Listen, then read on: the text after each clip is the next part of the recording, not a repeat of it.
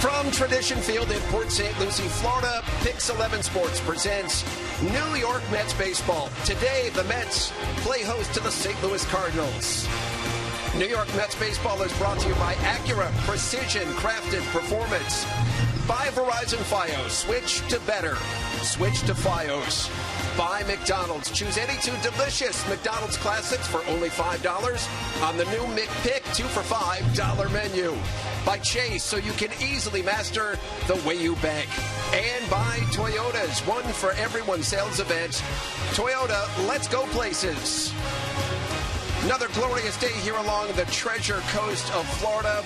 Beautiful day for sailing. Also a great day to go to the beach. And nothing better than a day of spring baseball, which we're going to have right here today. Hi, everybody. Gary Apple alongside Keith Hernandez. We welcome you to Tradition Field. And we're not going to see Asdrubal Cabrera in the lineup. Not going to see him for at least the next couple of weeks. He was injured on Thursday in a game against the Cardinals. He suffered a strained patella tendon tagging up in the first inning. He was sent back to New York, got a platelet-rich plasma injection. And again, he is now questionable whether he's going to begin the season on the DL. And so Wilmer Flores gets his first start of the spring at shortstop today, Keith. Yeah, all of his starts so far have been at third base. And, you know, this plays to the depth of the Mets as far as their bench is concerned. Ruben Tejada now gets a big chance. There was a rumor, well, not rumored. I mean, he may not make the ball club, Ruben. He's in the best shape I've ever seen him this spring. And now this opportunity opens. They're both going to get a lot of playing time. Of course, Flores has the better bat, a little more pop.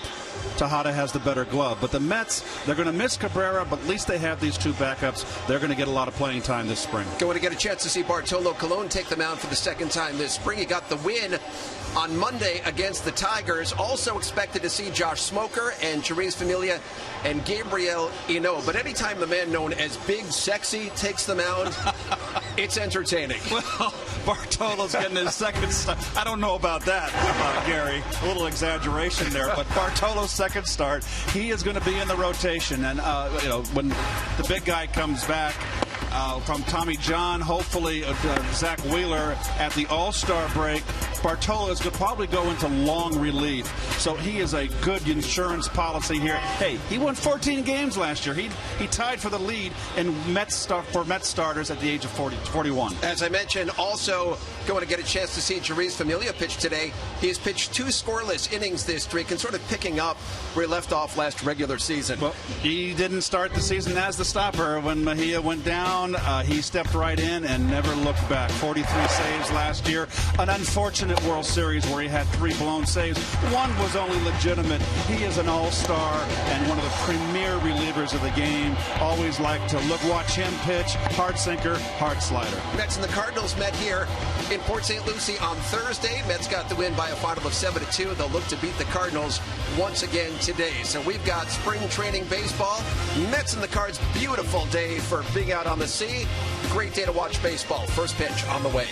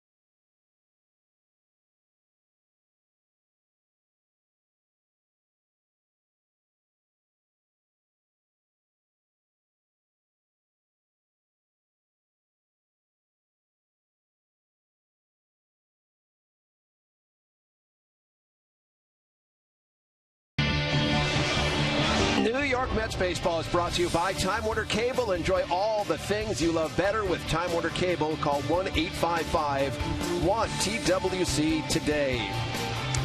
MLB.TV Premium, everything you have come to expect and more. New low price for 2016. Watch every out-of-market game of all 30 teams live in true HD on over 400 supported devices. Blackout and other restrictions apply. Visit MLB.TV for details. Let's head around the majors, brought to you by your local Honda dealer. Bad news here, another MRI revealing broken right elbow for the A's right-handed pitcher Jared Parker. The Pirates beefing up their offense. They've agreed to a one-year deal with David Freese for $3 million. And Prince Fielder back in camp now after being diagnosed with sleep apnea. It is something that Prince has been dealing with. So we're getting set, Mets and the Cardinals. Bartolo Colon going for the Amazons. Tyler Lyons for the Cards. Anybody for a swim?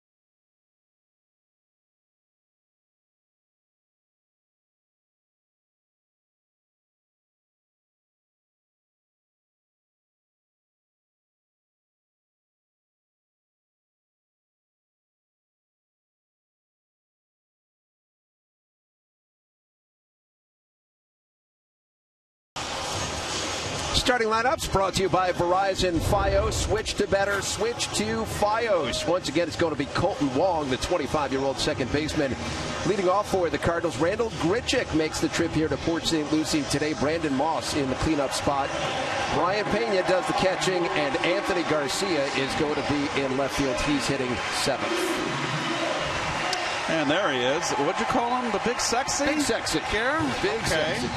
There he is, 42 years of age, Bartolo. You see last year's numbers. Hey, fantastic. I remember when they signed him 2 years ago. They gave him $20 million over 2 years. He's won 29 ball games for the Mets in those 2 years. Signed a little less contract, $8 million this year. I'll sign it. Put that contract in front of me. And he is getting his second start, and he is going to be in the rotation. And this year he will be the fifth starter. There you go. They love him here, and deservedly so. And we'll take a quick look at the defense. That is your Metropolitan defense, brought to you by Mazda. Driving matters. Cespedes again in center, Conforto and Granderson. There's your starting outfield opening day. And of course, we talked about Flores getting the start at shortstop with Cabrera going down. Eric Campbell at third base. David Wright yet to make an appearance this spring. Plawecki behind the plate. Darno will do the DHing today. There's Wilmer. And he's become sort of a folk hero here, a fan favorite. Whenever he is announced, he gets huge ovations. I think we saw the human side of baseball last year in Wilmer Flores. And I really think, Gary, what happened when he was, the rumor went around Twitter, and he was emotional out there, I think it brought this team together. I think that it really melded the team together. I know I've said it before, but the team kind of collected around him and rallied around him. I think that was a big part of this team turning it around also. Today is Flores' 7th start of the spring. The previous 6 again have been down to third base as Colton Wong steps in. And we are underway as Wong takes it down low for ball 1. Well, Wong played in 150 games last year, was their leadoff hitter, hit .262. He's got some pop, 11 home runs. Flares it right at Wilmer Flores. Doesn't have to move for the first out. Got a nice crowd here today. The Cardinals are in town. And if you know, the Cardinal fans are just down the road in Jupiter. They always come up and follow their team. We got a big Met following this spring training thus far. Everybody very excited about this ball club, including myself. Stephen Piscotty steps in. He's 6 for 14 this spring. 3 RBIs in 6 games. Well, he's the Stanford grad, and they're very high on him. He came up last year in 63 games, hit .305 for the Cardinals. And he was highly touted, Gary. We heard a lot about this guy 2 years ago, that this was a guy that was going to come up and be a star. As you look at the manager of the St. Louis Cardinals, Mike Matheny. But he hit in the 63 games, had 15 doubles, 7 home runs, drove in 39 runs to go with that .305 batting average. Fouls it away down the first base line. He was drafted as a third baseman and converted to an outfielder. What was his major at Stanford, Gary?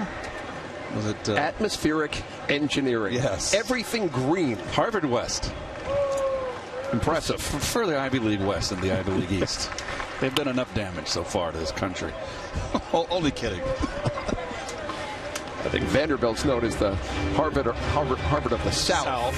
Correct.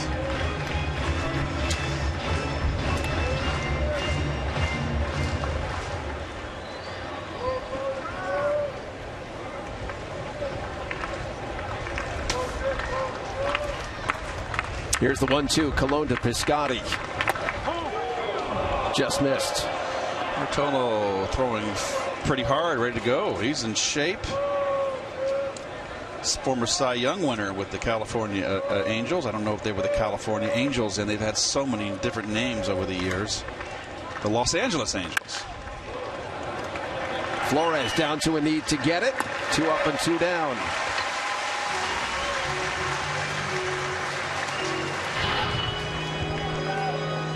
So Flores gets the start at shortstop today, and the ball magically has made its way to him for the first couple of outs. That brings up center fielder Randall Grichuk. He's also having a very good spring. 6 for a dozen, hitting .500, 3 doubles so far. Well, you're getting close to opening day now. A little over 2 weeks. Managers are starting to thin out their rosters, their 40-man rosters, pretty quickly, and start getting down to business and whittling it down to their 25 that eventually go north. A little bit too early, Gary, if you're a veteran, to start turning it on right now. You kind of want to, the last week, kind of find your stroke, or if you're a pitcher, find your command and turn it on for the season. Mets made their first round of cuts yesterday. They said, amongst others, Rafael Montero down to the minor league camp, which in some ways is a surprise that they did it so quickly, but maybe a statement there? Yes, it could be. I mean, I felt he got in the doghouse basically last year, so it's no surprise to me that one of the first ones to go down quickly. Nice. Randall Grichuk takes a called third strike, and so it's 3 up and 3 down. Mets come to bat in the bottom of the first.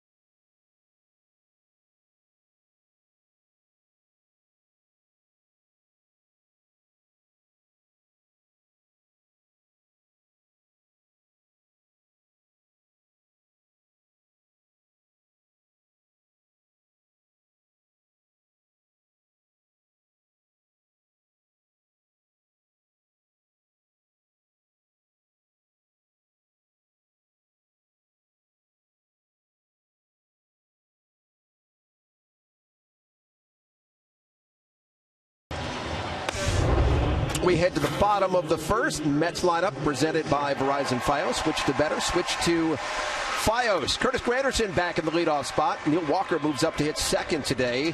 Yoenis Cespedes, Lucas Duda, Wilmer Flores. Travis d'Arnaud is the designated hitter. Michael Conforto is in there again against the lefty today as Tyler Lyons gets set to make his second start of the spring and third appearance of the spring. Lubbock, Texas native, was 3-1 last year, 17 games, 8 of them starts, and I believe he started the 100th game. He won the 100th game for the Cardinals last year. Clincher against the Pirates, second game of a doubleheader. Another big left-hander, big, tall. They're all big and tall this year. Today, I should say, 6'4", 200 pounds. Curtis Granderson takes a called strike. He's in an 0-2 hole. Granderson coming off a tremendous bounce-back season, 26 home runs, 98 runs scored in 2015. Nice. Into center field, first hit of the game, Curtis Granderson. Well, Curtis, who struggled last year against the left-handers. Watch him stay in on this fastball away. Keeps that shoulder in and goes right up the middle. Now, Curtis has been more of a pull hitter as his years of service have increased. But nice hitting right there. Neil Walker steps in. As I mentioned, he's hitting second today. There's some question whether he's going to hit second in this lineup, possibly fifth. I like him better in the 2-hole. He's a better left-hand hitter than a right-hand hitter. You're looking at the balance of the lineup right now. It's kind of hard to tell. Right hasn't played yet. Where are they going to hit right? Are they going to do what they did last year, where the Sabermetrics thinks that the number 2 hitter in the lineup has the most RBI chances? Well, I don't like that at all. I want your best hitters 3, 4, and 5. But I guess they would tell me that the statistics don't lie. But I just haven't bought into that yet. There's his numbers right there from last season. And there's David, waiting for David to get out there. It's getting close to spring opening day. Going to have to get out there pretty quick. No official word on David's going to play in his first game. You might project next Friday when the Mets, they hit the road after today's game. So next Friday might be when they're back here against the Nationals, when he might see his first action.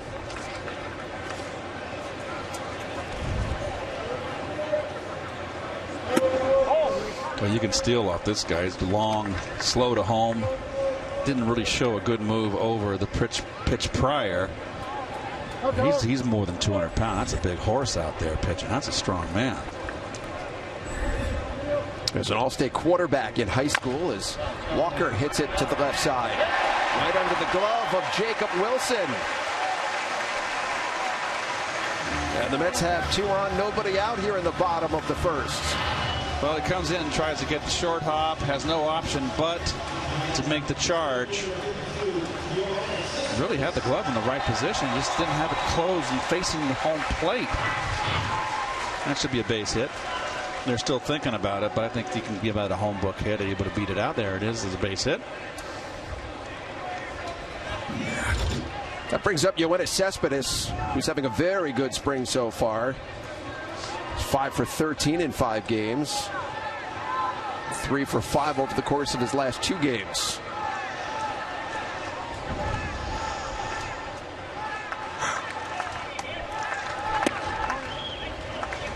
Takes it for a called strike 1. How about Cespedes hitting a batting practice homer lefty yesterday? I mean, he is a big, strong man. I had a chance to visit with him in the clubhouse earlier. He said he's done it before. Hit BP home runs left-handed. Well, let's keep his focus on the right side. Oh. What in the heck's going on here? That's Brandon Moss playing first base, and Matt Adams is their starting first baseman, the big left-hand hitter. But talk to some Cardinal people, and they're going to give Brandon Moss, a good look at first base. For some reason, I don't understand that he would have a chance to take the job from Matt Adams. Matt Adams, to me, if he can stay healthy, is a future all-star. That's one of the big questions. Can he stay healthy? Right. He's had issues along those lines.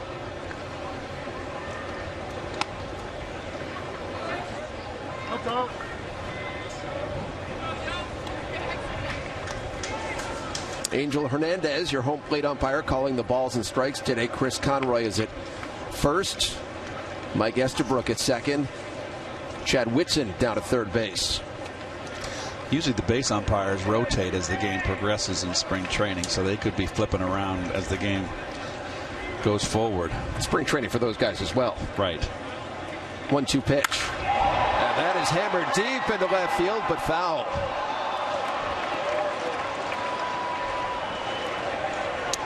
Well, he never gets cheated up at the plate, Cespedes. They want to come a fastball in, and it's down the pipe, and he's just a little bit too quick. That's right in his wheelhouse. He likes that ball belt high and down, out over the plate. Oh, I think most hitters do. Gotta like those fat ones. Pitches. No, I understood where you were. Anybody to misunderstand where you were going with that. 1-2 on Cespedes. Runners on first and second. Nobody out here. Bottom of the first and right at the second baseman, Colton Wong. Well, nice base running by Grandy. Doesn't get doubled off. This is a bullet, and I'd like to see this. I'd like to see Cespedes going up the middle, using right center field. Nicely done by Granderson. He knows where the second baseman is.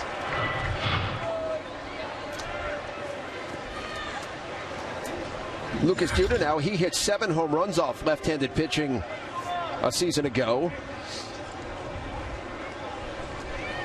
He got off red hot on the left-handers last season, Gare, and it just really was, I think, and I think Lucas would admit to this, I don't think he was satisfied with last year, even though he hit the 27 home runs, but they were just all in a cluster. You know, scattered around the season. He just had a couple, 3 red hot streaks, but he was a struggle for him last year.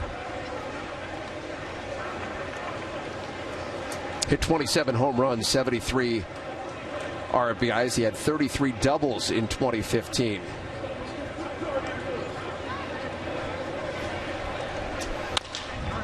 Bouncing one to the right side. This could be 2. Wong, errant throw, and Duda beats it at first. Wow. This is tailor-made here. Wong, let's see the throw. Just about threw it away. Nice play by Jorko. They got Jorko from San Diego. He hasn't hit much. They were very high on Jorko at San Diego when he came up, but never quite hit. And with Peralta down, going to probably miss the first 2 months of the season, he's kind of the odds-on favorite to win the starting job at shortstop.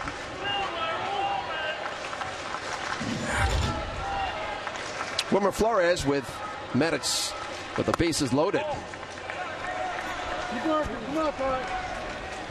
So Walker was safe down at second base. Okay, they gotcha. And that's also going to be a play. The neighborhood play now is a play that can be challenged. So isn't that wonderful? It's just going to have 4-hour games now. Wonderful. That was a tailor-made double play. You think about it, though, Gary. Those 4-hour games, think about your concessions. You can sell a lot of stuff in the concession stands.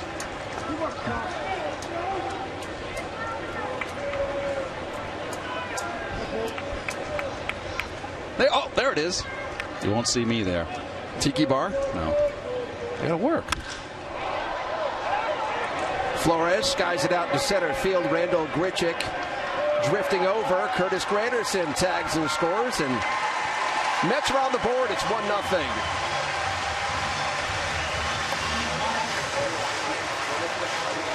Well, the error costs a run. It'll be an unearned run. Easy for Granderson. Made the nice base running on the line drive off the bat of Cespedes. This is a piece of cake for Curtis. You can just keep it in third gear, Curtis. That ball hit deep enough.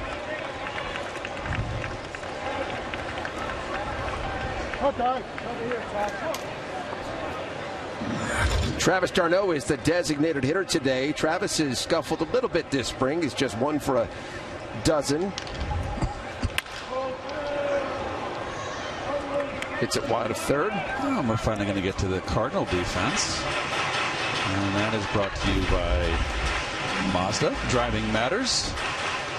Grichuk and Piscotty are going to be the starters out there. Matt Holliday will be the starting left fielder, the veteran. Brandon Moss fighting out first base spot with Matt Adams. Don't quite understand that. d'Arnaud into center field. Walker around third. Throws cut off, and the Mets have the lead 2-0.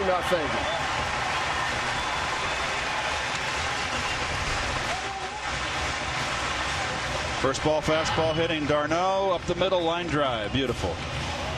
Belt high. He stays level on that ball. Belt high. Nicely done. Not a very strong arm showed by Grichuk there. I don't think he felt he had a chance with 2 outs to throw out Walker. 2 unearned runs. So Michael Conforto steps in there against the lefty again today. Faced Jaime Garcia, who pitched here on Thursday. The left-hander, he went 0 for 2 against Garcia, and he hammers the first pitch deep into center field. Grichuk goes back and runs it down at the edge of the wall. So Conforto gave it a ride. Mets get 2. They lead it 2-0 as we head to the top of the second. We invited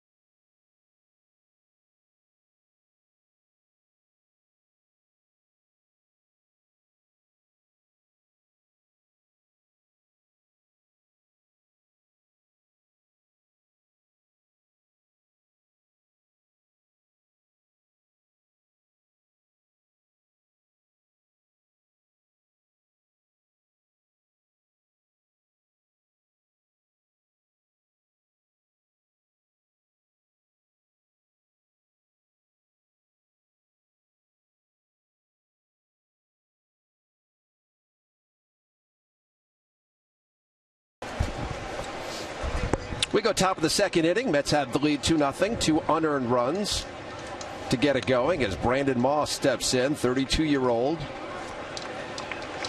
Been around the league, played for the Red Sox and the Pirates, the Phillies, the A's, the Indians, and the Cardinals.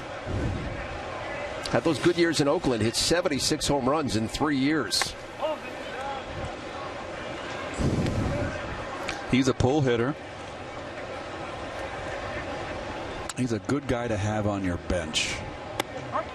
You know, the toughest job in the game, Gary, is the bench player, and it's a role that's better, more suited for a veteran player. Why is that the case, Keith? Because young players want to play, and they're young and they want to play every day. And in the stop, it's like an engine in a car that needs a tune-up. It just sputters. And the veterans, they've been there. They know their job. They've made the adjustment. They've started before in their career. Moss hits it hard out in center field, and look at Yoenis gliding over to make the catch.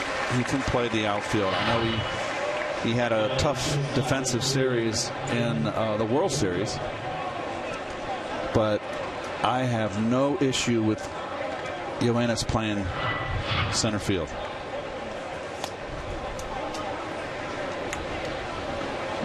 That brings up the shortstop, Jed Jerko, acquired by the Cardinals at a trade from the Padres after the 2015 season.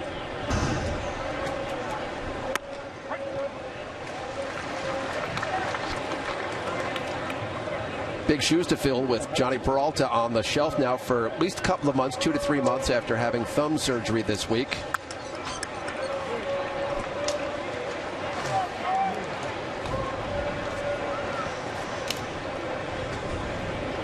Jerko did hit 16 home runs last season. Didn't hit for average, as Keith mentioned. Just 236.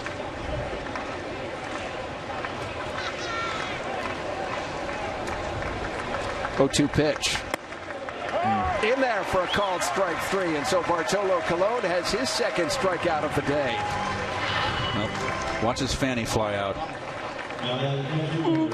Once you do that, you can't hit the outside corner. It's third and long. It's too far away. Bartolo Colon, 3 innings, 4 hits, a run. He struck out 2 on Monday against the Tigers, getting the victory as Brian Pena is next up for the Cardinals. Into right field, first hit of the game for the Cards. Nice pickup by St. Louis in the offseason. He's been playing with Cincinnati, Pena, and decent hitter. Doesn't have any power, but a good veteran to have backing up Yadier Molina.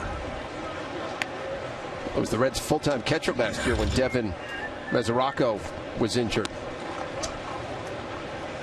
He hit 273 last year in 108 ball games. Not one home run, so he's a singles hitter.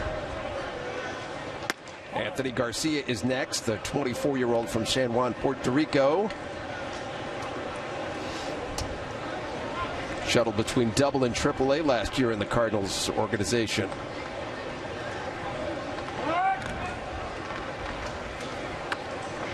I was thinking about the fact Bartolo Colon came up in 1997. 1997. Is Bartolo the oldest active player in the game? I believe he is. I believe 42. So. He's going to be 43 in May.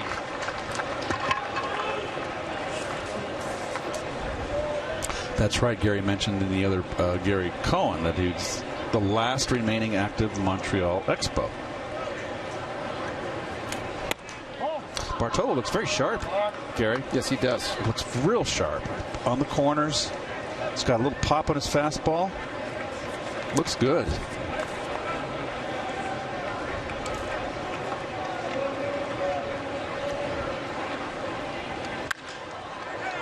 That one hit down the first base line and foul. Well, Bartolo on top of the heap there.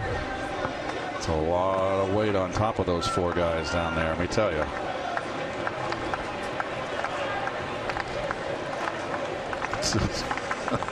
The 2 guys on top would bury you. He's third all-time, by the way, amongst Dominican-born pitchers in wins with 218. Trails only one, Marichal and Pedro Martinez. That one down into left field. Pena around third. Off the glove of Flores, and the Cardinals cut the lead in half. It looked like Pena did not want to score there. He did not run the bases well. It might have been a close play if the relay is on the money. Nice at bat by Garcia there. Got a hanger. Oh, it's stuck under the mat there. But watch the Pena. Watch a terrible turn here. Slow down. That's a double all the way. Now watch how he stutters here. That's not good. You got to keep that stride.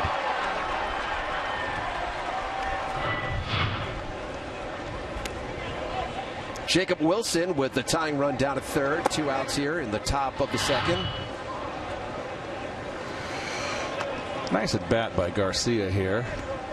And he smells double. And what he does well here on the throw, on the mishap on the relay, he advances to third. So good heads-up base running right there. Swung on and missed by Wilson.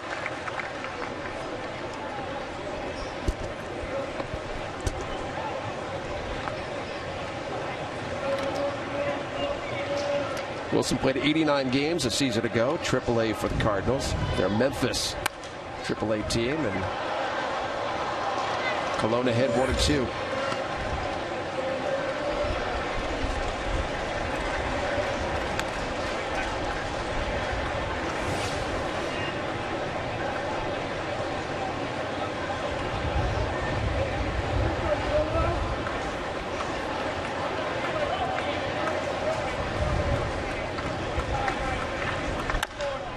Bounces one, back up the middle. Neil Walker to his right, crosses body, and fires on to Duda for the out. Cardinals get a run on the triple by Garcia. We go to the bottom of the second.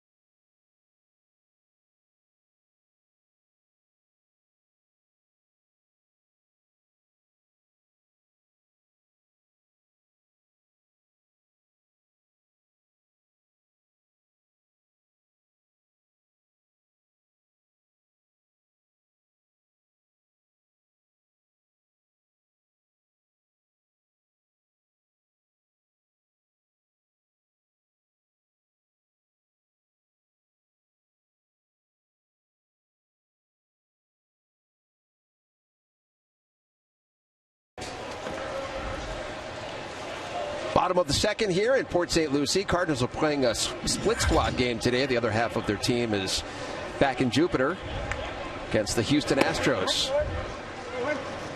Campbell takes a called strike one. Campbell 3 for 11 with 5 walks so far this spring.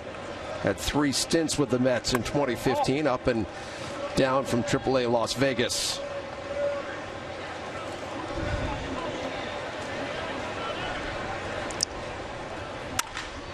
Breaks his bat and singles into left field. The head of the bat ended up in foul ground beyond third base. Well, Campbell's getting a lot of playing time at third base, and I think that's just kind of off the end of the bat, Garrett. And you see more of these bats just kind of slivering, I guess. Would you call it like a sliver? Right? They just break down the... Never used to happen in our day. Do they use different wood now? They do. Yeah. And I was told that the maple bats and the birch bats, they want you to swing against the grain. Now, you always hit when you were a kid, you put the bat, the bat on home plate with the label up. Right. And then that's what the way the grain was. It was horizontal to the ground, so the bat's pliable. It'll bend with contact. I was told that with the maple, they want you to swing with the bat against the grain because that's the hardest part of the bat. And to me, then there's no give then, and that's why I think these bats are kind of they sliver. They just cut down the middle. It just goes against everything I grew up with. I didn't have maple bats when I played. I know they're hard as rocks. Oh, Lyons airmails it, and Campbell around second. He's thinking about third, and he's going ahead for third and going to make it easily. Well, a little bit of sloppy play here for the Cards. Something that's very out of character. Not a good throw to see the throw. Well, see, that's why you need a left-hander over there. That glove's on the right hand. You make this play easily. Piece of cake. Instead, you got the pitchers in trouble. He won. Second error of the afternoon for the Cardinals. Colton Wong on the Lucas Duda grounder in the first inning led to 2 unearned Mets runs. Kevin Plawecki hits one deep to left. Back goes Anthony Garcia. He looks up, climbs the wall, and it is gone. Kevin Plawecki, a 2-run homer to give the Mets a 4-1 lead.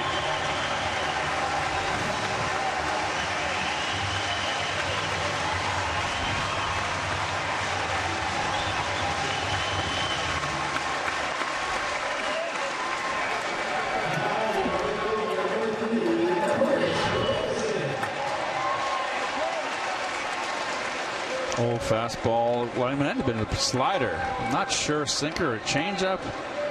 Geez, I'll get it right. I got all 3 pitches. One of them's got to be right. Whatever it was, he smoked it. Mets would love to see Plawecki have a bounce-back season. He just didn't hit last year. I know it was difficult, up and down from starting and then not starting, spending time in Las Vegas. Hit .219 with the Mets. 233 at bats, the 3 home runs, 21 RBI, but hit only .224 in Las Vegas. So when you're not, as Curtis Granderson is up for a second time, when you're not in there every day and you don't know your role, how difficult is that, Keith? Well, it's another young player that's thrown into the breach, and you know we all will take our opportunities any way we can get it. Remember when d'Arnaud went down, the team collectively was struggling offensively to score runs, get hits. When a young player, nice curveball by Lyons there, it puts it's more difficult to handle when a team is struggling collectively from a young player's standpoint. And I think that a lot that happened with Herrera last year. Dilson got caught up in that swamp. So I love Herrera. I love his swing. I think he's got a chance to be a terrific player. There's a swamp. You don't want to hit in there. That's not where you want to go. So Plawecki's another year for him. It's a new chance. He's not going to get much playing time. I mean, the job is d'Arnaud's. He got 6 off days in April, an unusual amount of off days for the month of April. In today's game,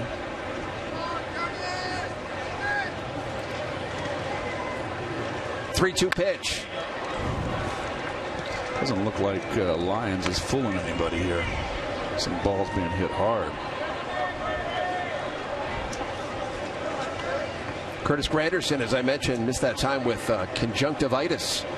First week of games, but he had 2 hits against the Yankees this past Wednesday.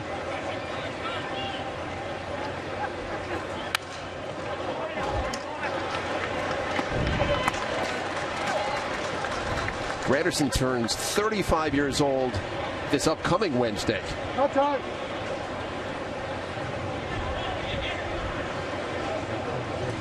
Mets would love to see him do what he did a year ago. Oh, nice curve. Got Curtis out in front. And the expression on Curtis's face says it all right here. Look at him bail right there. He buckled. He knows it. We used to call that when he buckled your world. It happens. Looks like Lyons is starting to throw a pretty good curve now. Neil Walker pops it up. Moss in foul ground. Second out of the inning. Don't delay. Lock in your seats now to the biggest games in 2016 with a Mets ticket plan. Choose from a variety of plans that start at just 20 games and include potential 2016 postseason access. Visit Mets.com/plans or call 718-507-TIXX.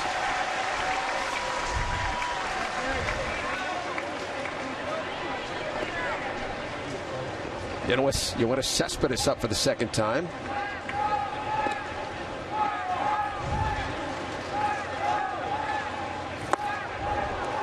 Lined out to the second baseman Wong in the first inning.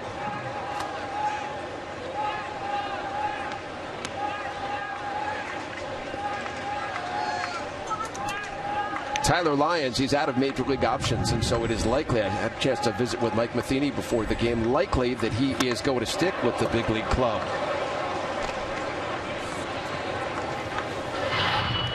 Big cut. Oh, that's a changeup. Okay. So Plawecki hit a changeup, I believe. Stayed back on it. Very nice. They all got changeups today. They're all trying to trick you. 0-2 pitch to Yoenis Cespedes. And a mighty cut, and that's going to do it for the bottom of the second. But the Mets get two more, courtesy of the Kevin Plawecki home run.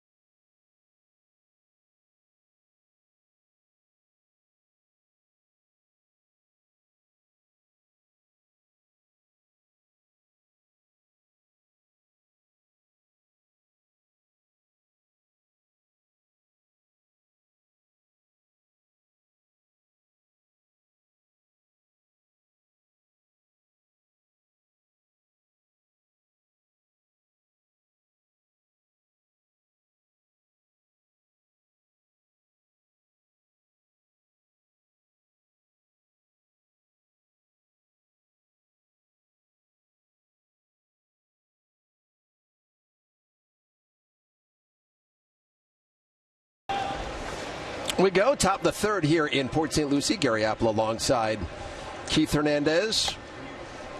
Designated hitter Carson Kelly leads it off for the Cards. He's only been catching for the last couple of years. He's another guy who's a converted third baseman, but he's potentially the heir apparent to Yadier Molina in St. Louis.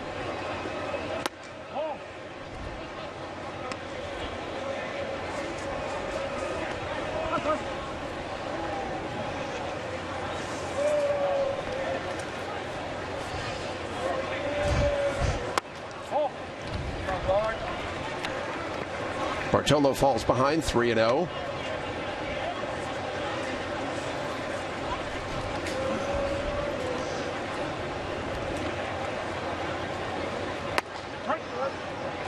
Not so sure I'm quite so fond of those. There's extra large Cardinals perched on the bat of the uniform here. They did it last year. They enlarged the birds.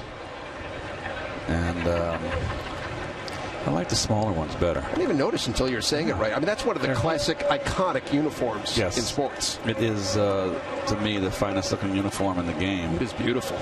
But those birds are just slightly too big. I'm, a little artistic side of me here says you got to size it down a little bit. Count remains full. Kelly's a really good defensive young catcher. Won the Gold Glove in the minors last year for his work behind the dish.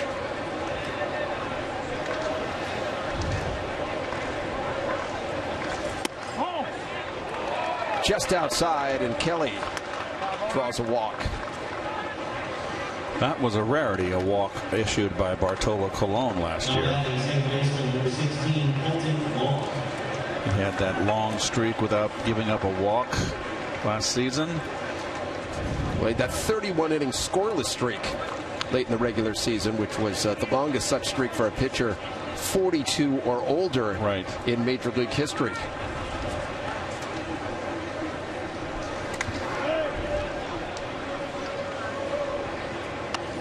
Cardinals tried to run on the Mets on Thursday, and so Bartolo tried to keep Kelly close.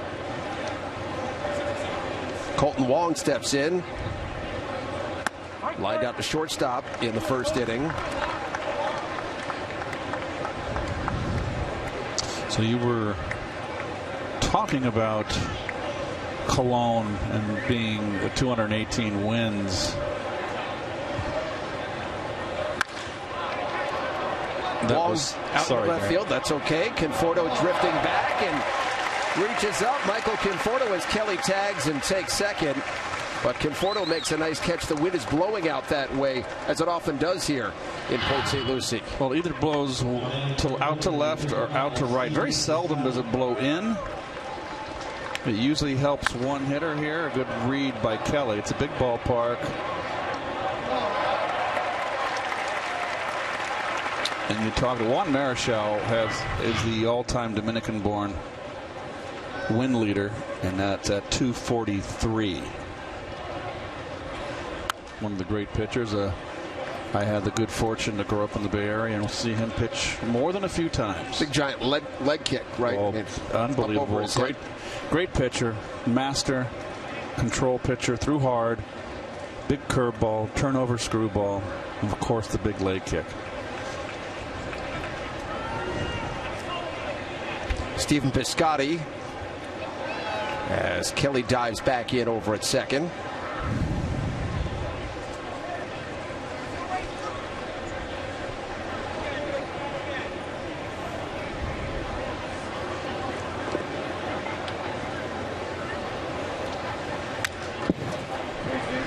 Piscotty fouls it back, and Colon is ahead 0-2.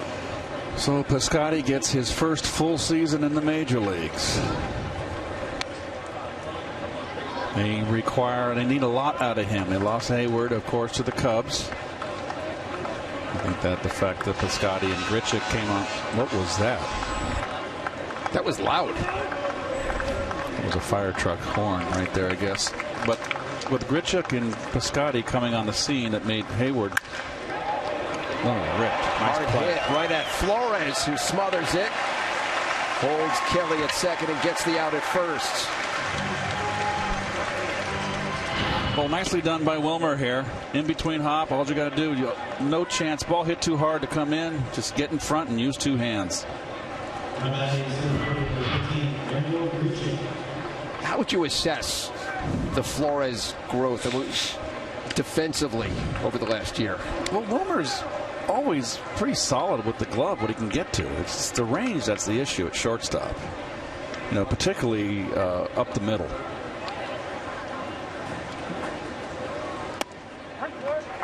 Randall Grichuk takes a called first strike. Grichuk, a former top pick, #1 pick of the Angels back in 2009.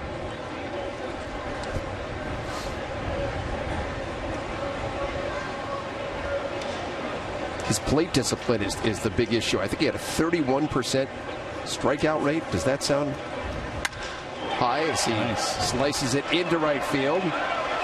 Kelly trying to score. Here's the throw. It's up the line, and Kelly slides in there safely. Well, never a doubt by the third base coach. It's normally Jose Akendo. Well, that's not Ozzie over there. There's a split squad today. Nice hitting right there by Grichuk, who really had a nice season. And everybody's going to run on Curtis. He's got hasn't got the strong arm, to say the least, and the ball runs up the line.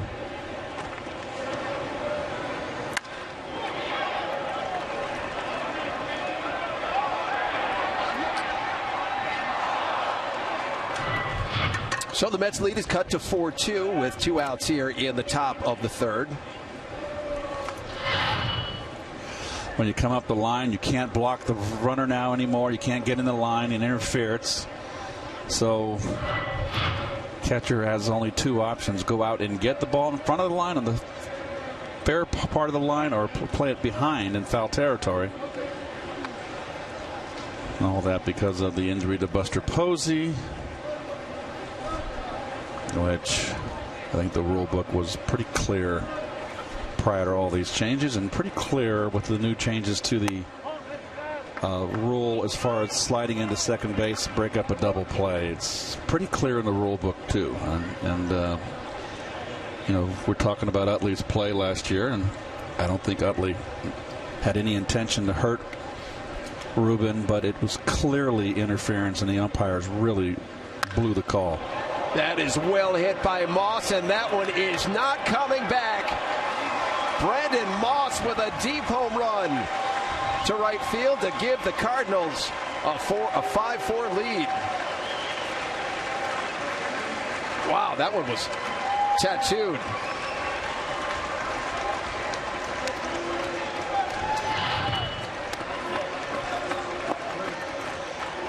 Well, he's a fastball hitter, and he likes that ball down, and a pull hitter.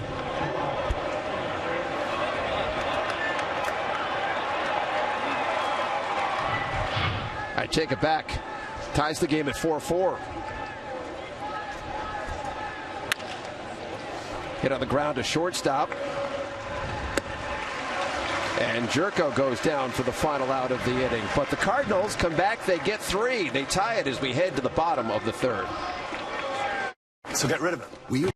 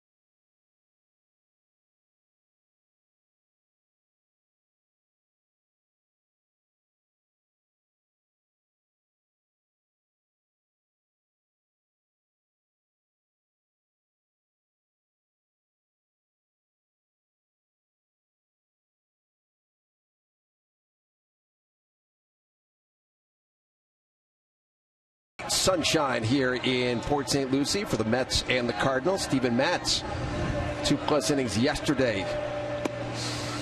Interesting that he threw on 3 days rest, and I corralled pitching coach Dan Morton and asked him about that, if it was unusual, and he said no, did it all the time when I played. He said he only threw 45 pitches, Gary, in his first start, so it was not like he had thrown 100 pitches. I asked him if that was all part of maybe with 2 weeks left getting the rotation on order, and he said could be. Very cryptic. Matt Bowman is the new pitcher for the Cardinals. The name sounds familiar. He's a former Met, drafted by the Mets 13th round back in 2012. He was claimed off waivers from the Mets over the winter. Spent 4 years in the Mets organization. Lucas Duda leads it off here in the bottom of the third, and Duda promptly lifts one and to right center field for a base hit. Looks like one of those hitters' days so far, Gary.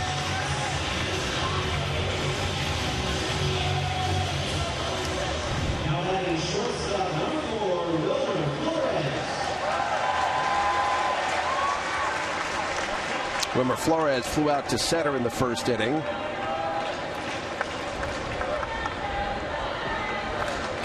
Wilmer played in yesterday's game, had a couple of walks against the Nationals.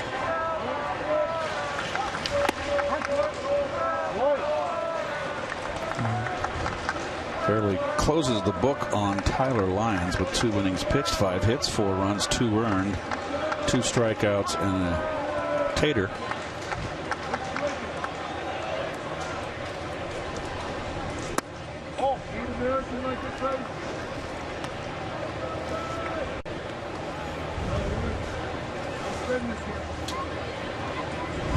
They spend a lot of time when it comes to Flores discussing his defense, but what about his offense? What do you like from him at the plate?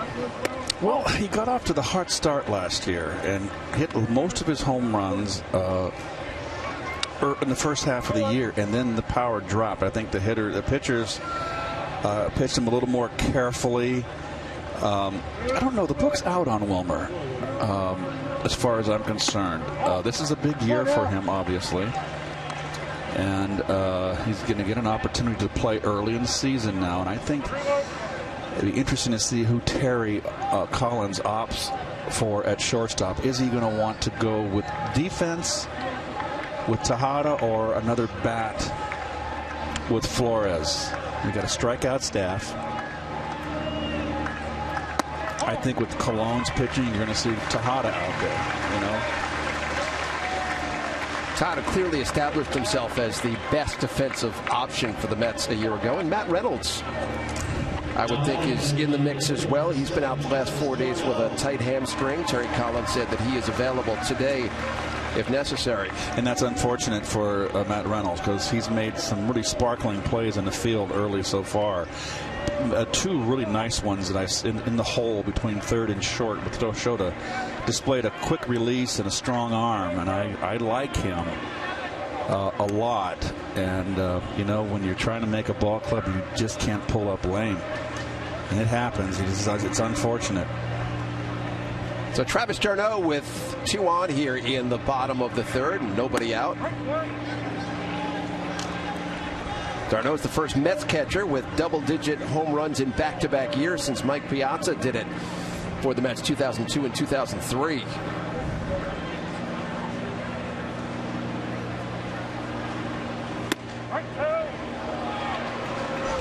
And d'Arnaud takes a called strike. It's 0-2.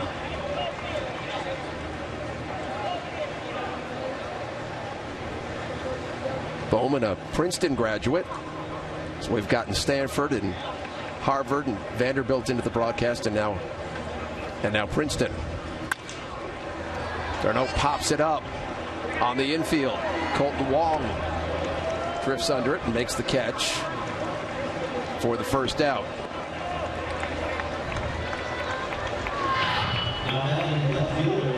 You always got the wind here. He had it all the way. But the wind, you know, the wind's going to be blowing the ball around. That's why when you play on the grass field, you come out as a player, and this is for all you little leaguers out there, pick up a little bit of the grass, throw it up in the air, and see which way that wind's blowing. It's something I did every game I ever played. Obviously, at AstroTurf, you couldn't do it. You didn't have that option. But there's no more turf fields. The only turf field left is Toronto and Tampa Bay. Did I hear something that Toronto was going to put grass in their field? I think there was discussion about that. I think that's going to happen. Yes, which is always tricky with a building where the roof is closed part of the time. Michael Conforto hit one deep to center that was run down by Grichuk in the first inning. Well, you remember the old story, and Rusty will relate it, Rusty Staub, about the Astrodome, how the grass wouldn't grow in the Astrodome, so to get more light into the stadium to help the grass grow. Good pitch inside corner. They did a glass top, was clear, and then the players started losing the ball on the top of the dome when it passed through that one little pie section. It was like a pie wedge. And they eventually just canned it and went to turf.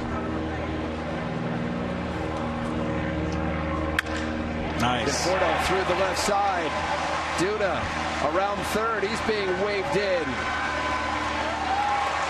Michael Conforto giving the Mets the lead once again. It's 5-4. Well, just another nice swing using the other field. I don't want him to pull. I want him to use left center field. I'm talking about Conforto, of course. He's a hitter.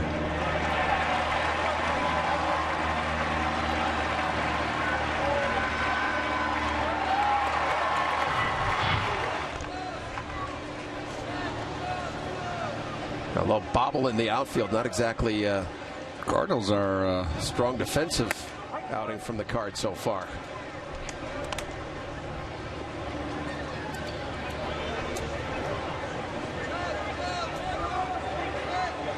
well, Campbell's going to be the insurance policy for David Wright. Campbell right on a vine. Wong. And diving back in safely is Conforto. Well, there's the experience of Moss. He did not have to make the tag. Just beat him to the bag. Just keep going to the bag. You got him. Tag the bag.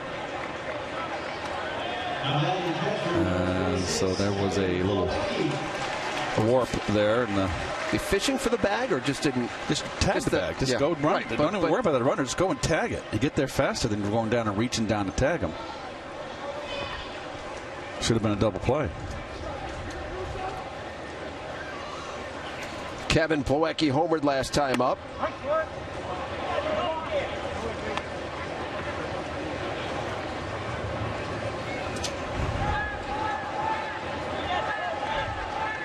Two on, two outs here in the bottom of the third.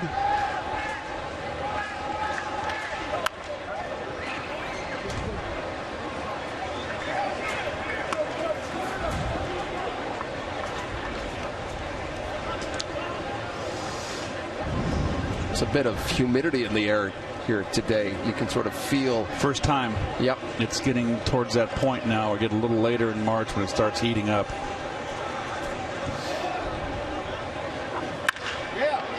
the ground, right past Jacob Wilson. Wow. Wilmer Flores comes in, and the Mets extend the lead to 6-4. Got to get in front of this ball. We play the Matador. He laid it. Oops. The floodgates came up. He could have got in front of that ball. Taylor made double play. Well, the other play was a tough chance for him. So that was an error on Wilson. The other one was called a hit. Right. The Cardinals are stinking it up here defensively in this game.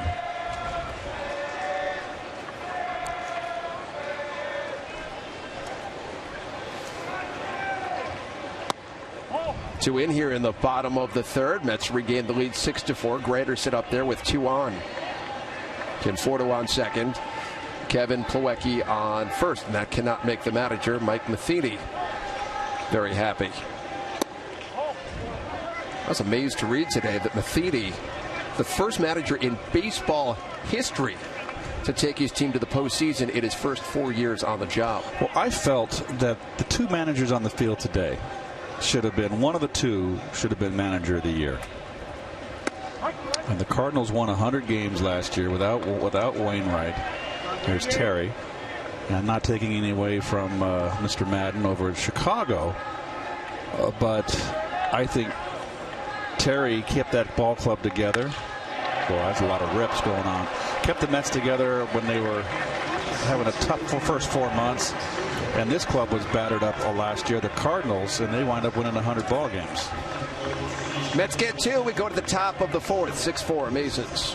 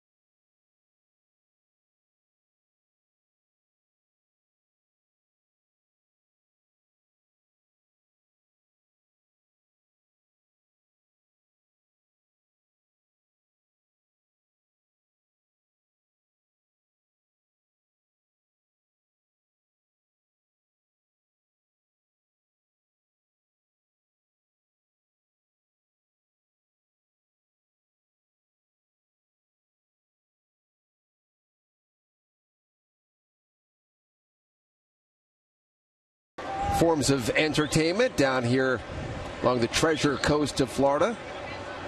That looks nice, does it not, Keith? Water's nice and warm right now. Bartolo Colon out for a 4th inning of work.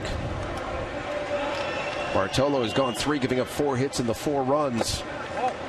48 pitches to this point, and Brian Pena, who singled and scored in the 2nd, leads it off. Stretching Bartolo out. Every time the pitcher's their 2nd time through, stretch get more pitches, build up their stamina.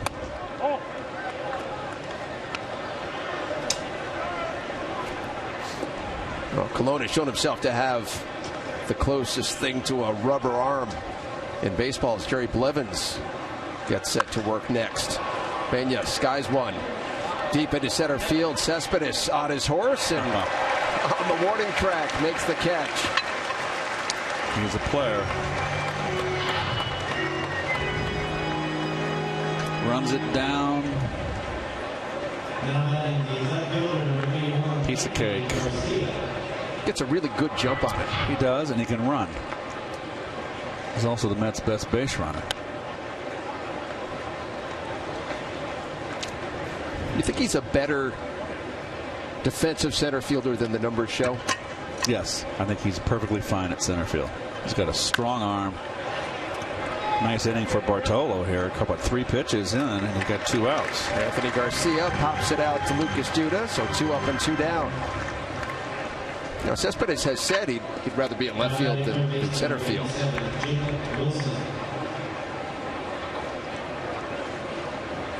But he is the epitome to me of a professional baseball player. Don't have to look. He's going to be in the lineup. He comes, gets his work done in the lineup, and he produces. Well, he's going to be hitting in a very important part of that lineup. Whether it's 3rd or 4th, who knows? But either way, that 3 and 4 position in the lineup is very critical. They're RBI spots. Jacob Wilson singles into left field. His 4th hit of the spring.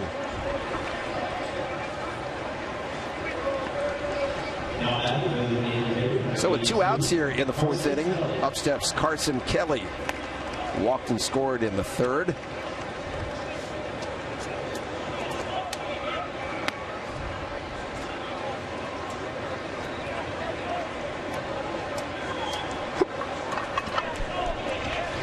Hello. Excuse me. A hiccup. Sorry, folks.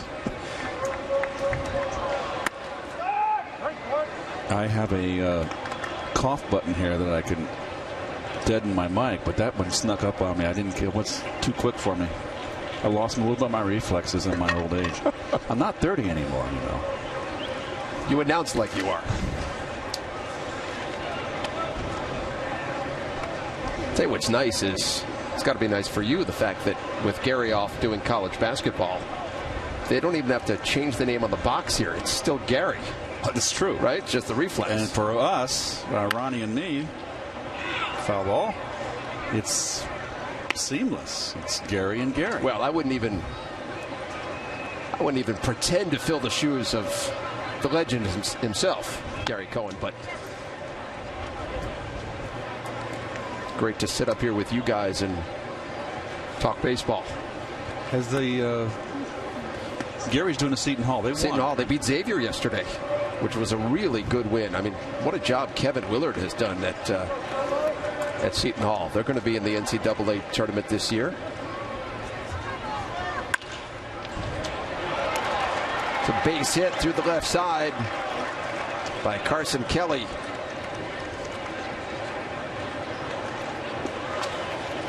So and that's going to be it for Bartolo, unfortunately. Can't finish the inning.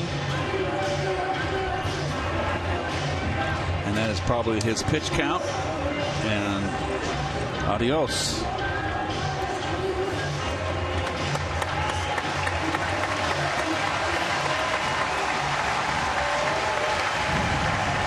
So Bartolo Colon, his day is done. Call to the bullpen is presented by Chase. Jerry Blevins makes his way in when we come back. All right.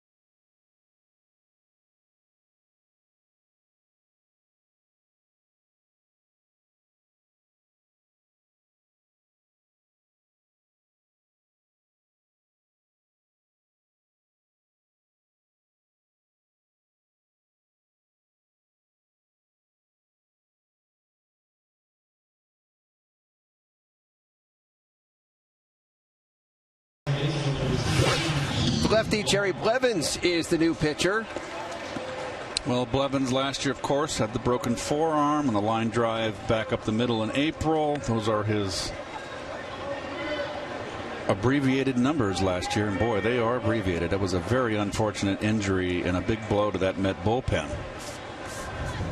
Blevins' his fourth appearance of the spring.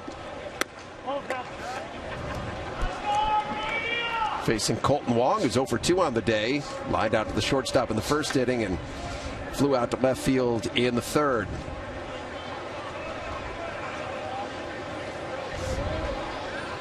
Two on for the Cardinals, 2 outs here.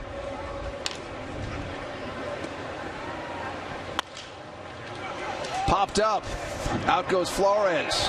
In comes Conforto, and Michael Conforto with the cap flying off makes the catch. And Jerry Blevins gets the job done. We head to the bottom of the fourth with the Mets up 6-4.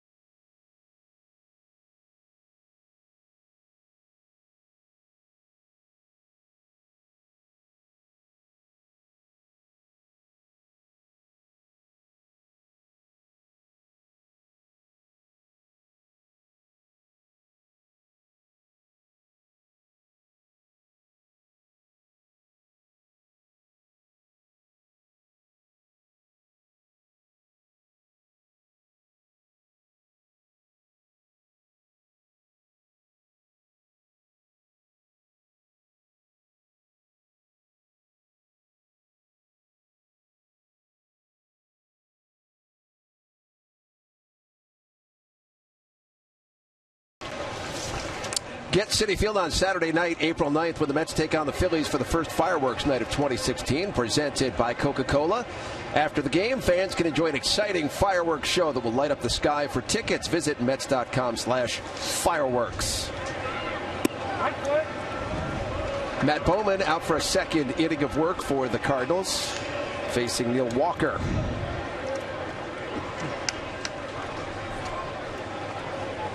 Walker singled and scored in the first. Popped out in the second.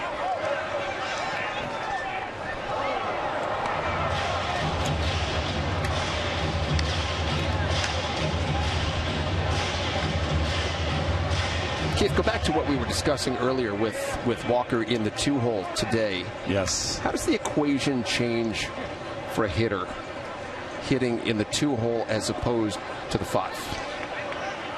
Well, you're more of a table setter in the 2 position. You know, traditionally, the 3, 4, 5, 6 are the RBI spots in the order. You want the guys that your second hitter to be able to hit and run, but that's a thing of the past in today's game.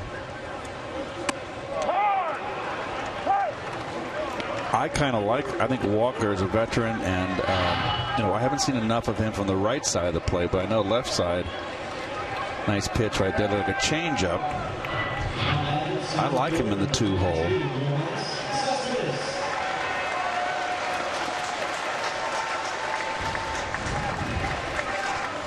Brings up Yoenis Cespedes.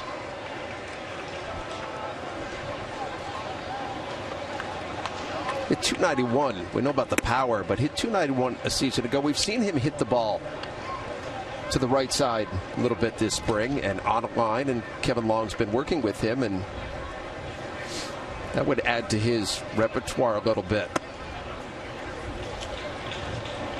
Well, you know, this is what happened to Puig over in the Dodgers. And in first year, he was using right field and then just totally discarded right field, became a pull hitter, and he has been struggling ever since. Puig has so much talent, but I think Cespedes is a better hitter, a better all-around player, a better, smarter player. Better teammate. Well, yeah, I can only go what I hear, that Puig has been an Excedrin headache number 15, so I don't know what is going on inside that clubhouse, but what you read, it's not pretty. Bowman ahead 1-2 on Cespedes. Through the hole into that field, base hit for Yoenis Cespedes. His 6th hit of the spring. Pulls this ball, they want it away. Catcher set up away, not enough away. Belts high, outer half. Cespedes likes to pull.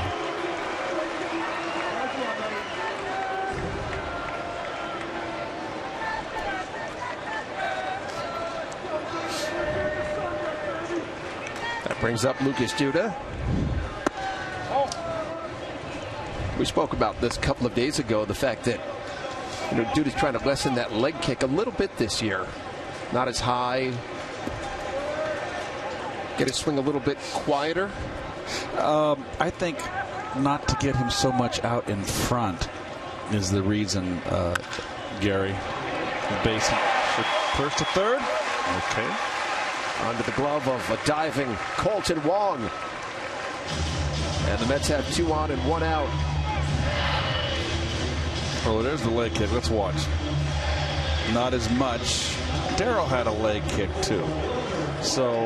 But Darryl had the ability to hang and is really a good off-speed hitter. Lucas has difficulty, Gary, with the off-speed pitch, the change-up, the breaking balls down in the dirt. So I think it's more to make him have more balance. Wilmer Flores with 2 on, 1 out. Speaking of Darryl, happy birthday to Darryl Strawberry. 54 years old today. He's 54? How about that? He's a young man. I was 8 years older than Darryl. How about that?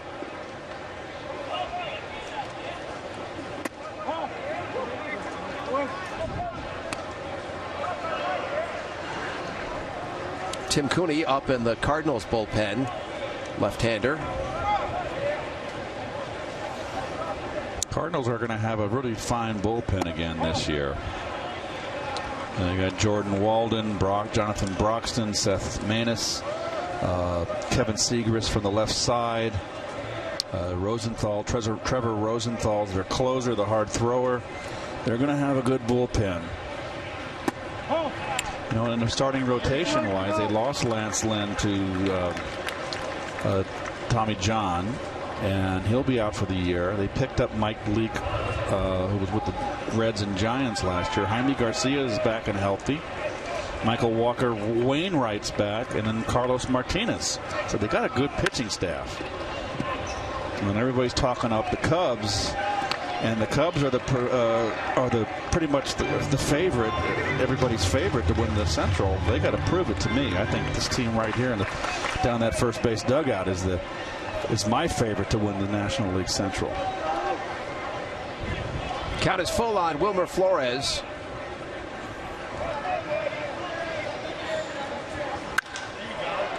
Sends one out into right field. Piscotty settles under it. And Cespedes reads it beautifully and tags to third.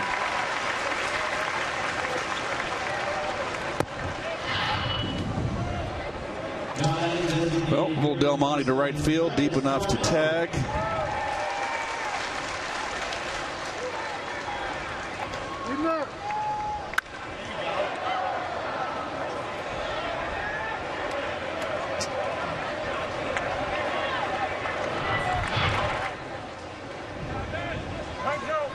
Travis d'Arnaud with runners at first and third. Mets had the lead 6-4, 2 outs here in the bottom of the fourth inning. d'Arnaud drove in a run with 2 out single in the first inning.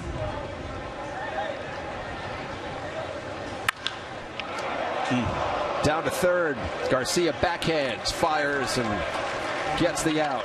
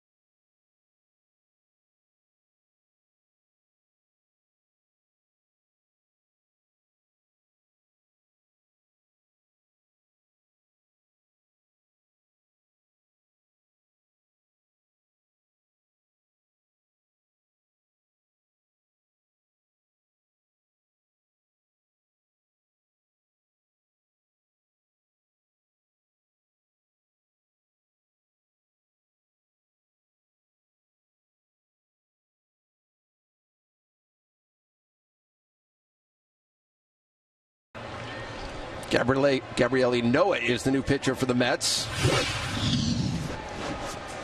He'll be 23 years old in May. Third pitcher of the day following Bartolo Colon and Jerry Blevins.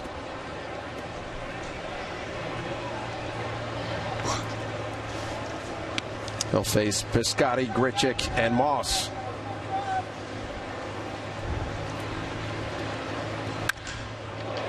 First pitch hammered into center by Piscotty.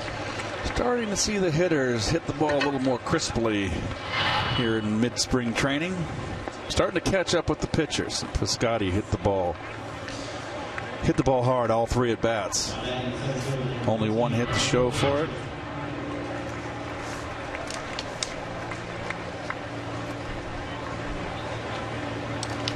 Randall Grichuk drove in a run in the third.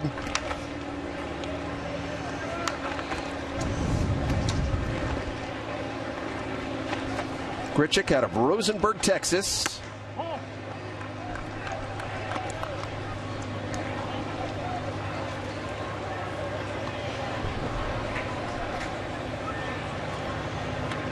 Now his fastball sits at about 91 miles per hour. He's got pretty good movement, pretty good sink on it. Good off speed. Good slider right there. Good location.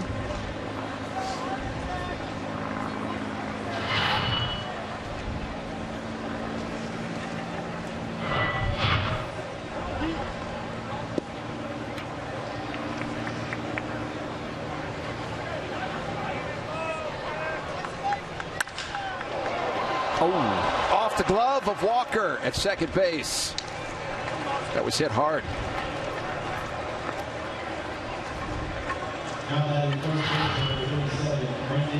Just had first and third written all over it.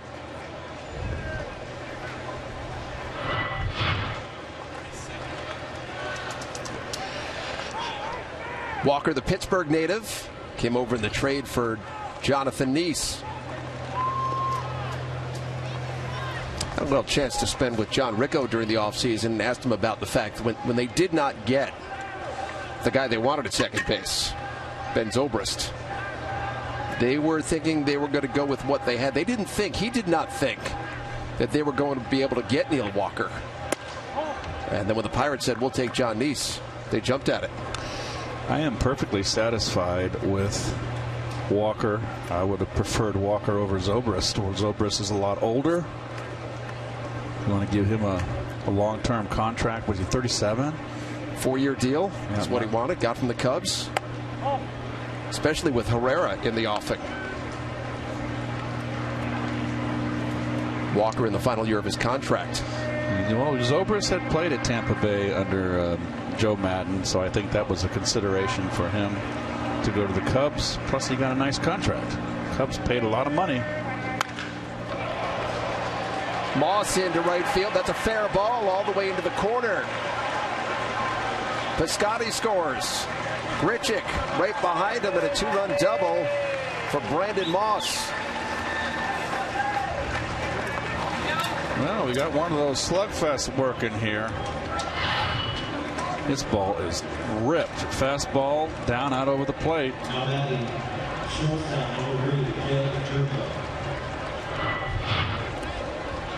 4 RBI now for Brandon Moss, who homered in the third.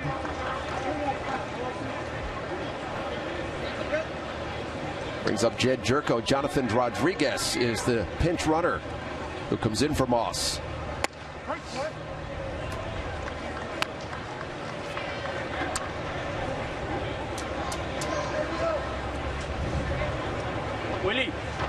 Willie. Each team with 9 hits. Cardinals now with the go-ahead run down at second.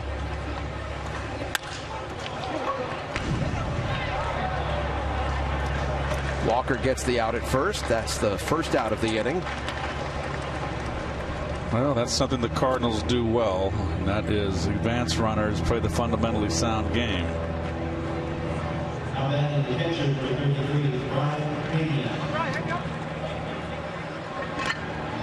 Each team with 9 hits here today. The Cardinals have 3 errors.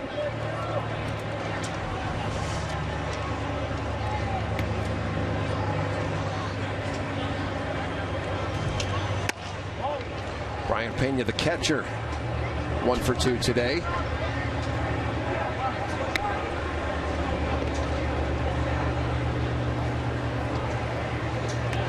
Gives the Cardinals a veteran presence, 34 years old.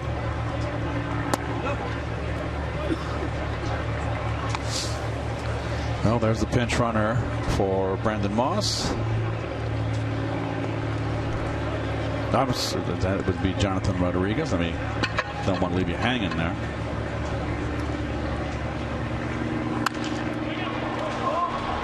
Hit in the air, Granderson at the edge of the warning track.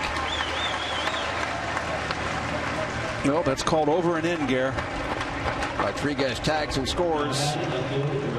And the Cardinals have put a 3 spot up here in the top of the 5th. Take the lead 7-6.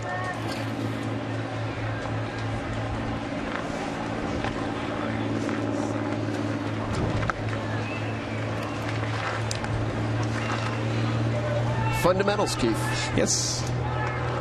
Yes. Cannot be overstated.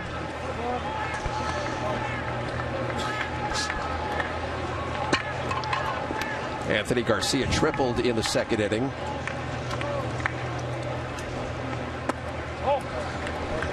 This is the third spring appearance for Inoa. Pitched 3 innings against the Nationals back on the 3rd. Gave up a hit and no runs. And then against the Cardinals on the 7th.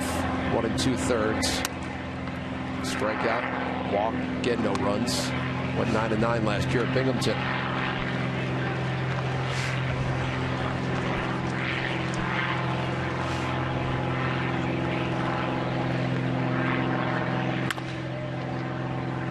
Hit wide of 3rd. We got to look at Terry Collins a moment ago. Does the focus of the manager start to change now as we head towards the middle of the month of March and the way he goes about his business? Well, I think it's depends on the team. When you've got, this is a Met team that doesn't have a lot of openings. And you've got 2 spots in the bullpen. And you basically got 2 spots out there for the regular players, the bench players. But it's an opportunity for the manager to look at the young players. Walker gets Garcia. The Cardinals get 3. They take the lead as we go to the bottom of the 5th.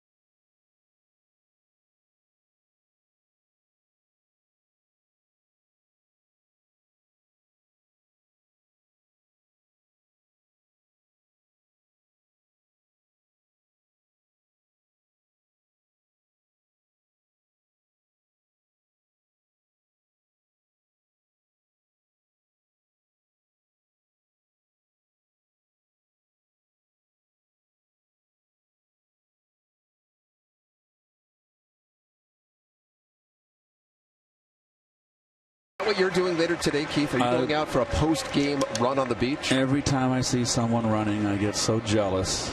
I can't run anymore. My back can't do it. I used to love to run. Jonathan Rodriguez, who came in as a pinch runner, stays into play at first base. And Tim Cooney, the left-hander, 25 years old, made 6 starts with the Cardinals. Season ago on in relief.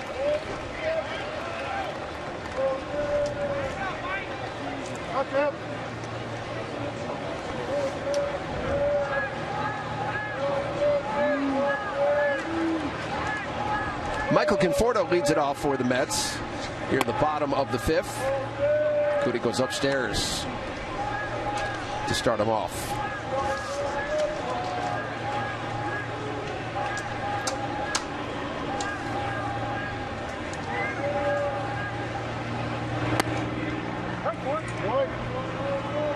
Cooney grew up a huge Philadelphia Phillies fan as we get a look at Stormy Pimentel. He'll be next for the Amazons.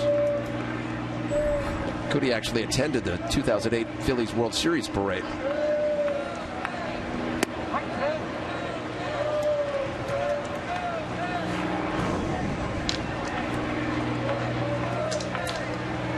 So a chance for Conforto against another lefty.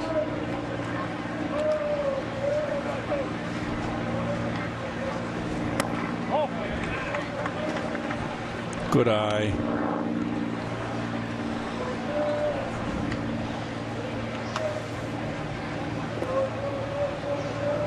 I know a lot of the prevailing feeling is that Conforto's your everyday left fielder, but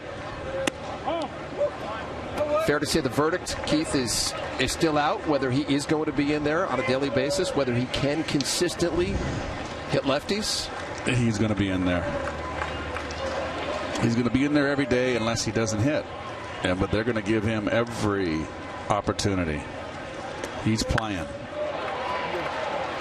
Into left field, right at Anthony Garcia for the first out. I mean, they may spell him off a tough left-hander now and again, but he's got to get out there, and Conforto, of course, has got to play. One of the things this Mets team had, they've got outfield depth with the signing of Cespedes now. De-Aza certainly in the mix out there. I would think with De-Aza and Lagares, I've got the leg up on everybody. It's pretty good outfield. It's got good defense. There's Juan. Lost a little weight. Looks in great shape this spring. Well, he came into camp in great shape. Tejada came in really great shape.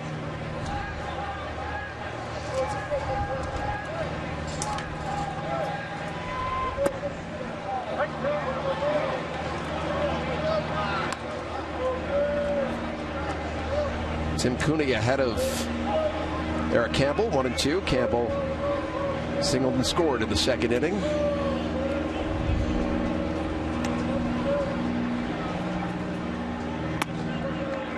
That one's up high, evens the count at 2. Campbell's an interesting case study. This guy has been up and down and shown that in spurts he's a guy who can be productive. A tough year for him last year. Campbell, he got thrown into third base. David Wright went down, and he played a lion's share of third base, and it really is not his position. And it's tough when you're young and you're playing at a new position. You have to deal with that. Ball 4, you have to deal with your defense. You don't want to make errors, and you're playing a position you're not comfortable at, let alone separate that from your offense.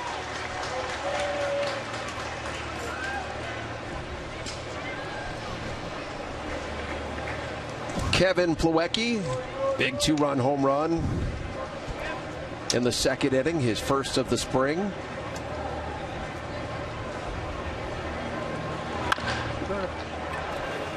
To short. Jerko.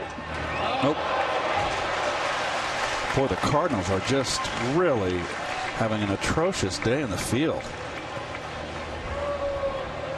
This is tailor-made. And Wong just not making the throw. He almost threw a ball away earlier. Got an error earlier. This won't be an error because you can never assume a double play. And then you got Rodriguez over there that played that like a catcher. So you got some guys in that are out of position. But that's got to be turned. Roger Bernardina steps in now for the Mets.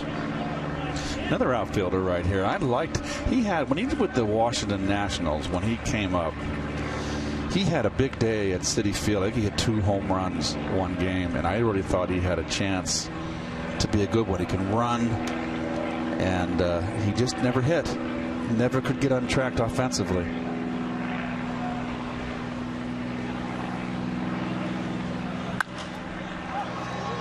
Pops it up.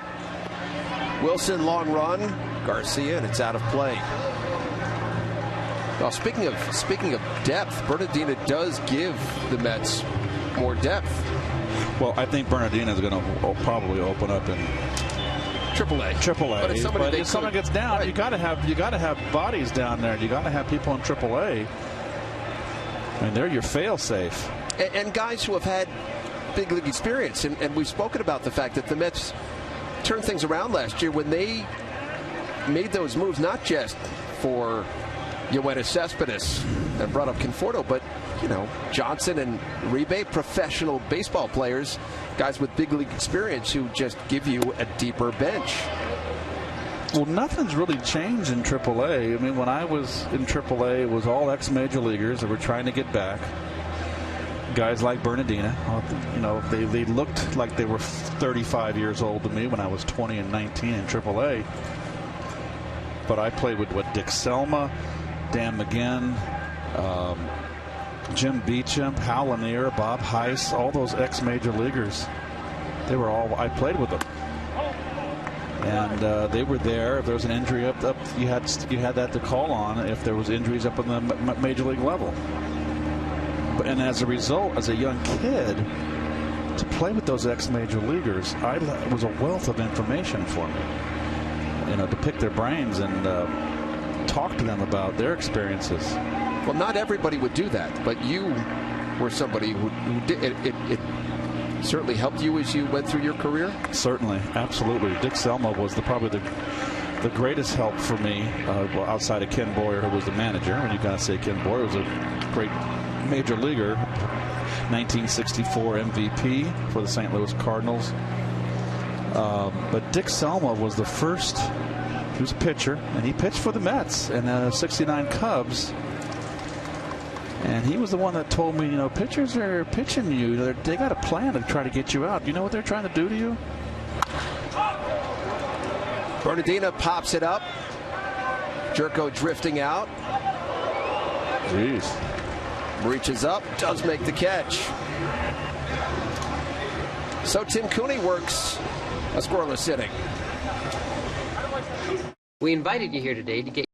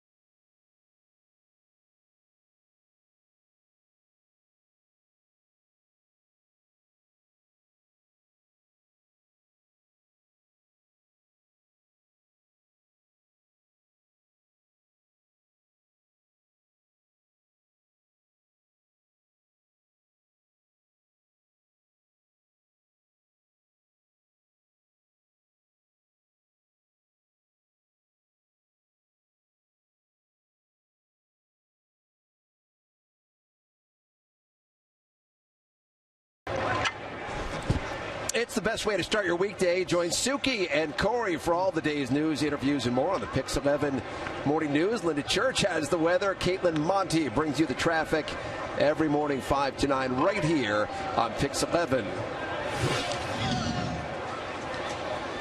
So Pimentel is the new pitcher. Sorry, Garrett. 8 games last year with Texas. Not a whole lot of time there. 11 and a third.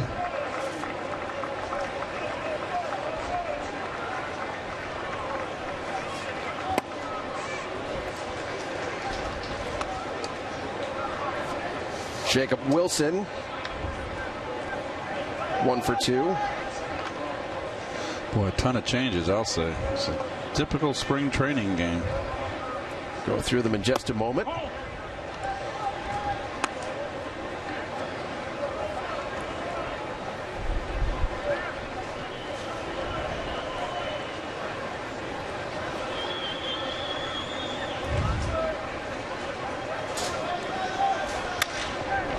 That's well hit down the left field line, but foul.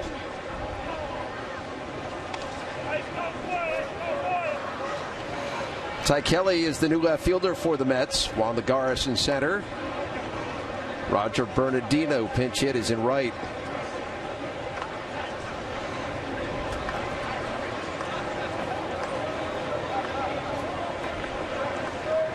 One, two on the way. Swung on and missed, and Nevin Ashley, the new catcher, completes the out.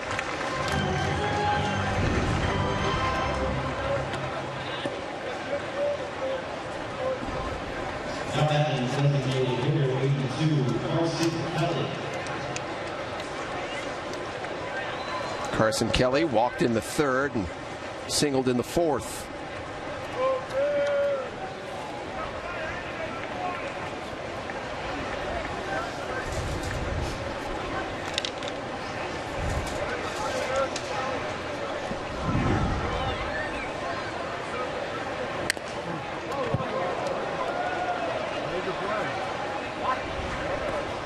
.84 degrees, folks, down here.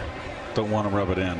Well, it's been warm back home, though, as well. Yeah. Hasn't it? Yes, it has. But I've been here for 2 weeks, and it's been overcast a little bit, but we have not had much rain.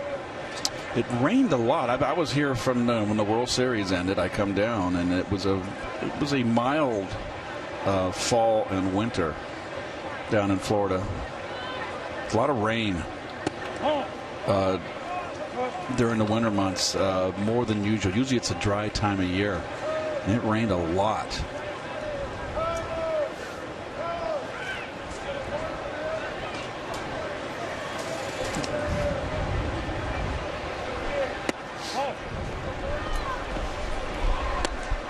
Let's go downstairs right now. Welcome in Wilmer Flores, who got the start at shortstop today. Wilmer, it's Gary Apple, Keith Hernandez up here in the booth, and good to have you with us. Your first start at shortstop this spring. How was it?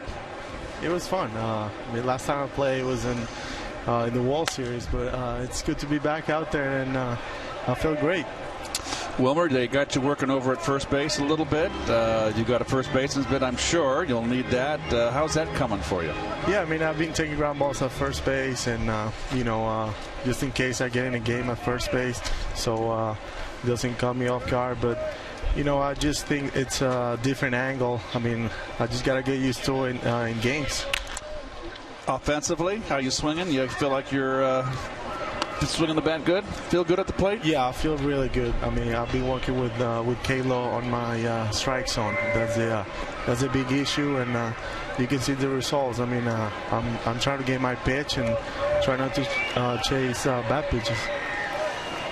Wilmer, so much was made last year about you and the fact that you really were humanized by what happened in the middle of the season. I think Keith said earlier, is that one right up by us here? We really saw the human side of the game. You've become a bit of a cult figure. How has it changed you, if at all? It's really fun. Every time the fans see you, every time I go to bed, they're always cheering for you. They always tell me, Wilmer, we love you, stuff like that, and it's really special to hear it.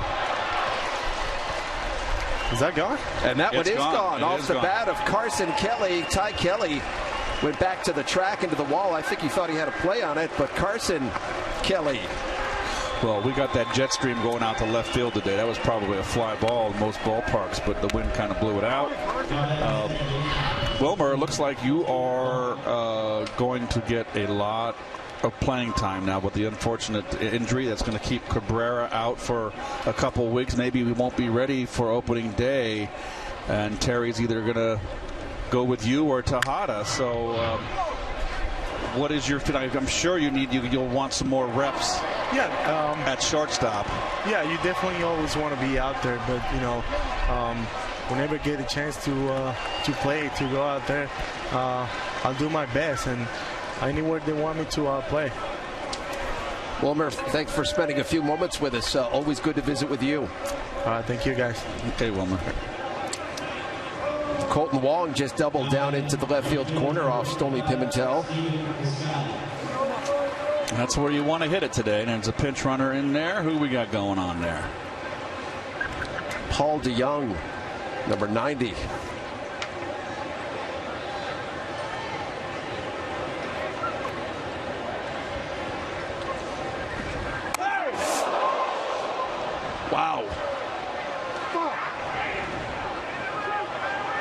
Piscotty jumping out of the way, but that one got him on the wrist or the arm. Well, that's something that Cardinals don't need him to go down. Mike Matheny out of the Cardinals dugout to check on his right fielder.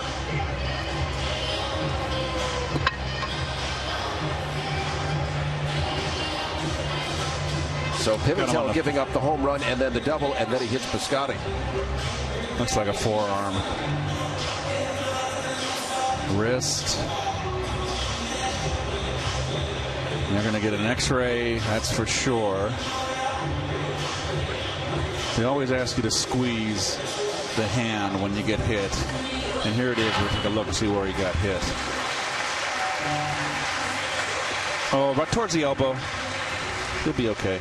I'm fairly sure he'll be okay. You do not want to get hit on the wrist. And it hurts. Ouch.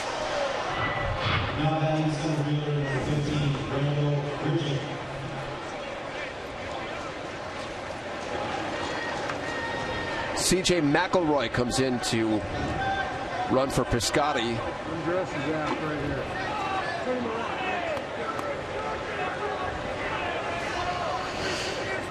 And Randall Grichuk with 2 on and 1 out here in the top of the 6th inning.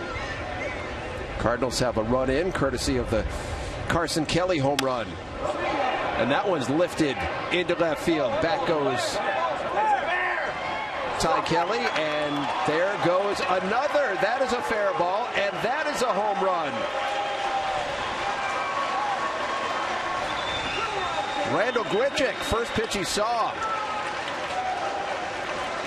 3 hits for Grichuk. Nice day for him. This is the cherry on top right here, the 3-run bomb. Sinker. Down and in. And down and out.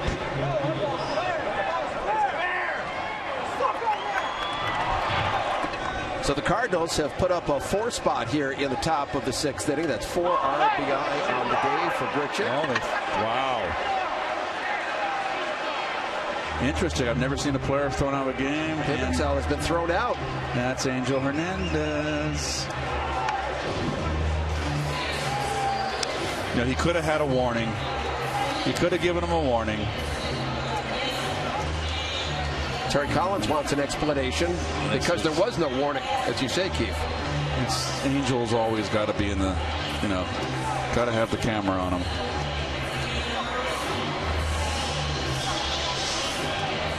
Got my namesake, for crying out loud. No relation, folks. So Pimentel is out, thrown out of the game.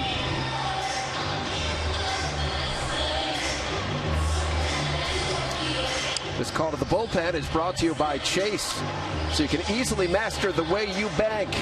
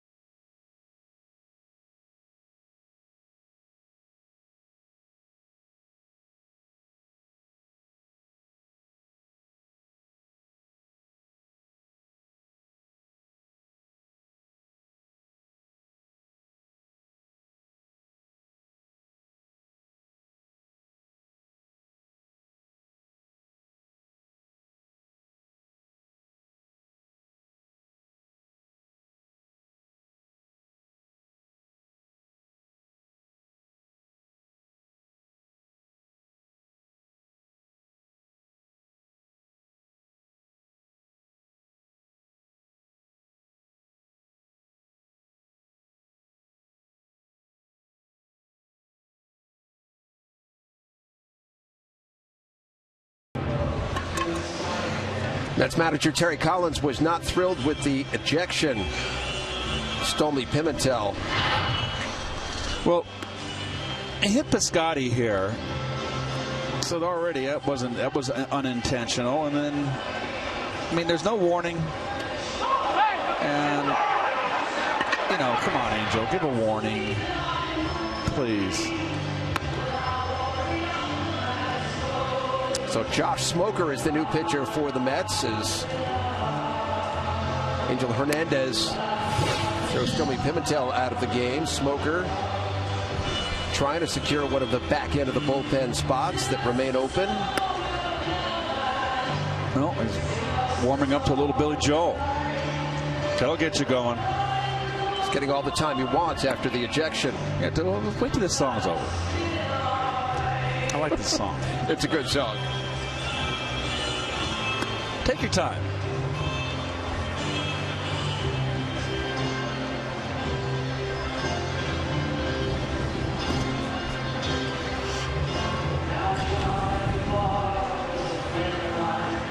So really, with a spring training game like this and the ejection of Pimentel, you don't see that very often. No, I mean, he's already hit the Piscotty, right? And he's trying to make a ball club, and there was no warning issued. But it is what it is. It's unfortunate, and we got a chance to listen to Billy Joel. So what better entertainment? Well, as you say, this guy tried to make the ball club, trying to get recognized. He's not going to go out there and hit a second guy. No, I absolutely agree. And Smoker's up there now warming up, and he gets all the pitches that he will need to get loose. Well, Smoker pitched against the Cardinals on Thursday. Gave up 3 hits and a couple of runs in an inning of work. He also walked one. His first 2 outings against the Astros and the Tigers were better, an inning in each, and didn't give up a run in either. So Smoker looking to bounce back.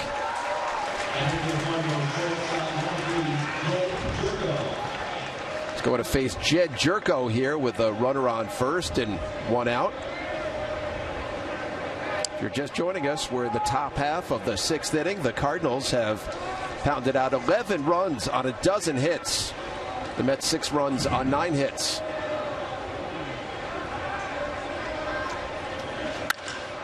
Wow. Jerko rudely greets Smoker by singling into center field. First pitch, fastball hitting by Jerko, who's trying to get the starting job at shortstop for the Cardinals. And of course, Johnny Peralta will be out with the injury he suffered earlier this spring. He'll be out for 2 months of the season.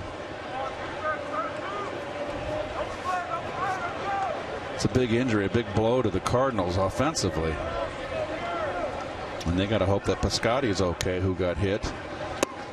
But I think he'll be okay. Got hit on the elbow. But you never know. Brian Pena got his second hit of the spring in the first inning. So 2 on and 1 out. So Jerko would seem to have the inside track to be the starting shortstop with Peralta gone for 2 to 3 months. They also like the young Cuban shortstop, Aledmys Diaz, who we saw here on Thursday. Hit on the ground to shortstop. Reynolds to Herrera. Over to Smith. And Smoker induces the double play. So Matt Reynolds just into the game, as well as Dilson Herrera. Big inning for the Cardinals. They lead 11-6.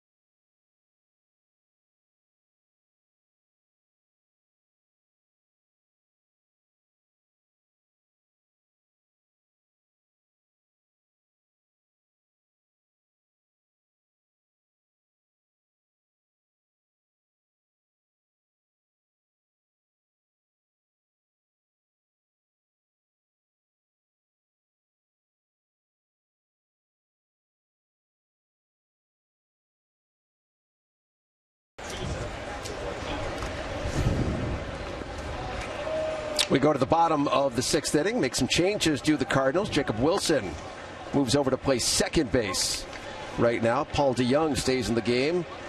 He's at third.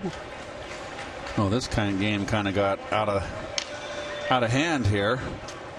Cardinals putting on a hit display here. Bartolo Colon started today, went 3 2/3, gave up 6 hits, 4 runs, all earned. 1 walk, 2 Ks, and a home run. And that was a 2-run home run to Brandon Moss in the 3rd. The left-hander, Tim Cooney, remains on the mound for the Cardinals. And here's Herrera up, who I have been pretty forward, and I love his swing. Pops it up on the infield. Rodriguez settles under it for the first out. Mets' upcoming schedule brought to you by Verizon Fios. Switch to better. Switch to Fios. So the Mets going to hit the road now for a handful of games. Know what that means? You've got some time off? We don't work. I got my youngest daughter coming into town. Oh, that's nice. Next weekend with her husband, the newlyweds.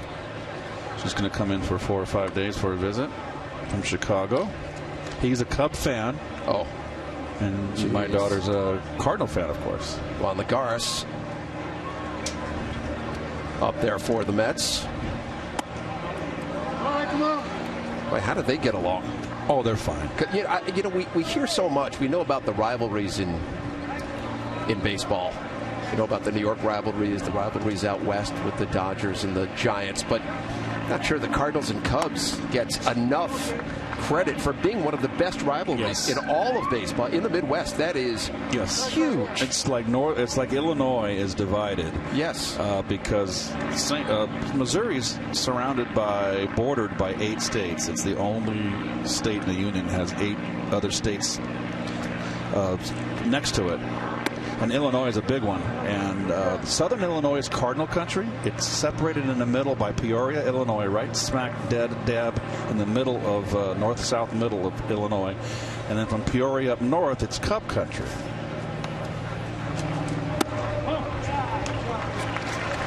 Lagares works out a walk.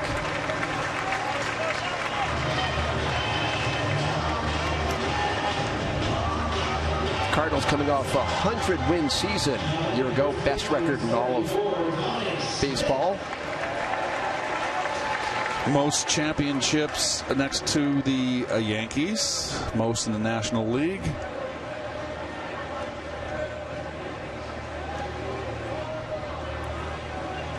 Dominic Smith, former first-round pick.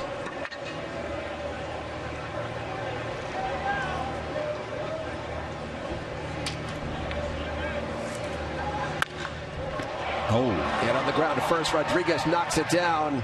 Cooney over quickly, and they get the second out as Lagares advances to second. Nice backhand to knock it down here by Rodriguez. That was 1st and 30. Almost kicked it into right field, but it's 3-1 in your scorecard.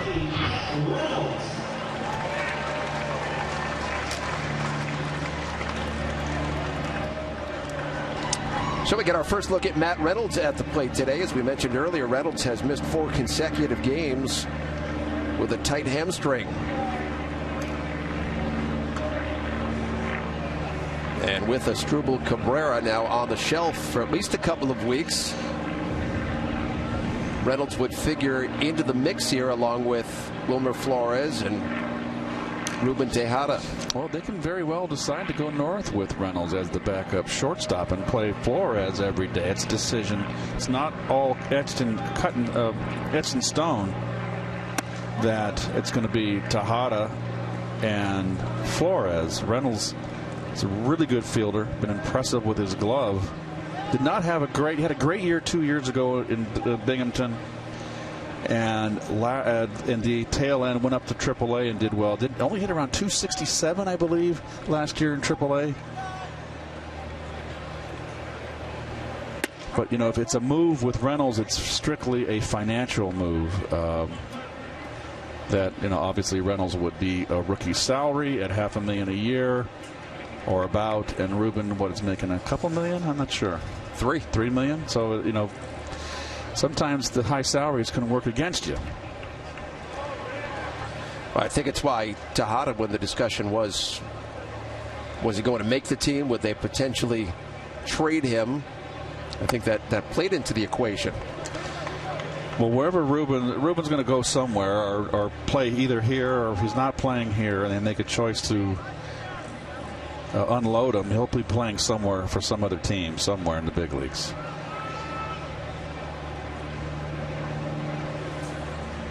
There had been reports out there the Cardinals had interest and may still have interest in Tejada.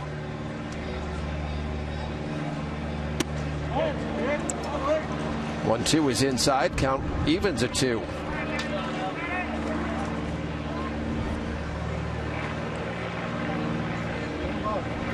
One of the things the Cardinals love about Tim Cooney is his mound savvy. They think he's a really smart pitcher. A crafty left-hander? Yes.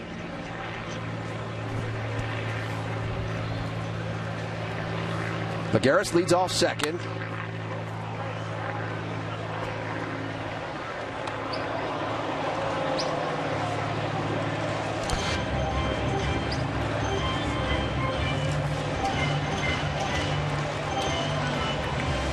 Cardinals beat the Braves yesterday. They entered the day at 5-4 in Grapefruit League play. Mets lost to the Nationals in Viera 9-5. It's going to be an interesting year. You know, Arizona made a lot of moves in the West. They've vastly improved their ball club. And I think the Dodgers have taken a step back. They lost Greinke. The Giants, I think, are going to be there. They're going to be tough to beat. Jerko makes the catch. And so we go to the 7th inning with the Cardinals up 11-6. Beautiful day for a sale.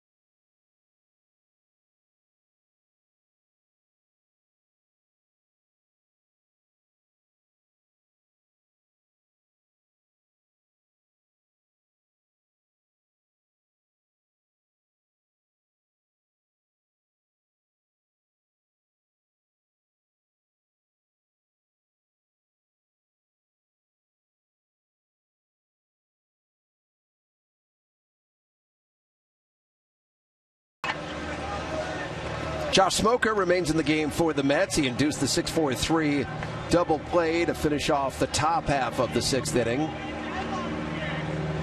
Facing Anthony Garcia. Garcia tripled in the first, popped out to first in the 4th, and grounded out to second in the 5th inning.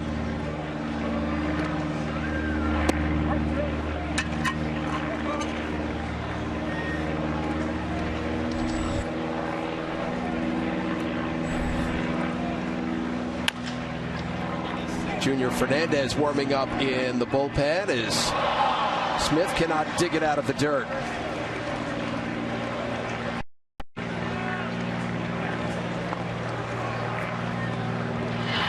Let's see how they rule that on Eric Campbell. That should be an error.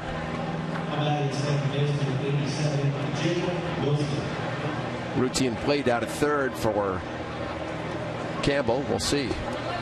It is an error on Campbell. So the first error of the day for the Mets. The Cardinals have 3, but they lead it 11-6.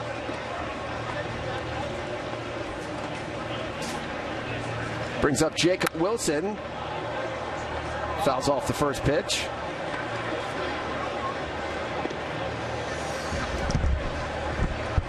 What did I miss here? Well, it's good to have you back. Well, by the way, it was an E5. Okay. On Anthony Garcia, the at bat. Nature calls. Well, yes. And then I walked back. I walked in the wrong door. I walked into the room. It was empty. Where am I?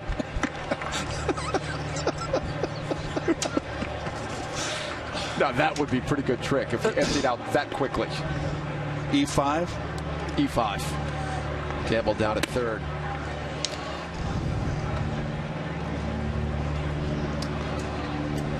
Well, Smoker's pretty interesting. The fact that, he had those 7 injury-plagued seasons in the Nationals organization, lost his velocity on the fastball, and then the velocity has come back up. He's into the mid-90s again now. I think it's just a matter of finding the plate on a consistent basis. Oh, he's mad at himself there. He's not happy. He's not throwing strikes. He pitched for Savannah and St. Lucie and Binghamton last year in the Mets organization.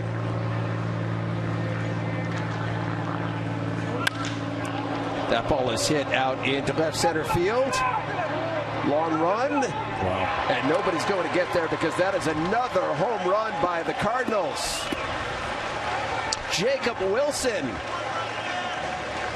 going yard to extend the lead to 13-6. Oh, that's where you want to hit it. Anywhere out to left field today. Wind is going to carry it out of here. 3-2 came with the fastball right down the pipe, down.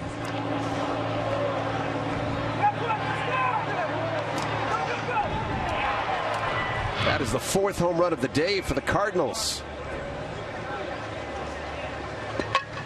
Brandon Moss went yard in the 3rd inning. Carson Kelly and Randall Grichuk both hit homers in the 6th inning, and now Jacob Wilson.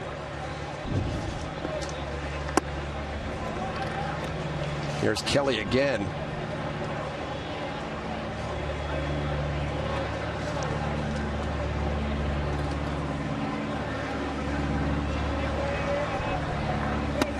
So back-to-back tough outings for Josh Smoker.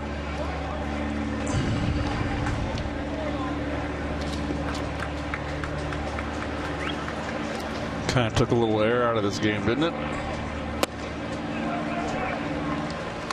It did, and it's got to be tough on a guy like that who's determined to try and make this club. And oh, you got Pimentel too. There's got some Met relievers that got roughed up today. Smoker's the 4th Mets pitcher of the day. Bartolo Colon with 3 2/3. Blevins, then Pimentel, and now Smoker. That's high and tight.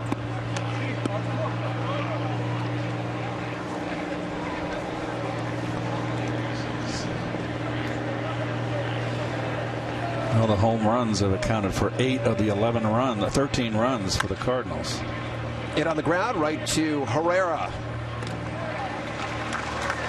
And that's the first out of the inning.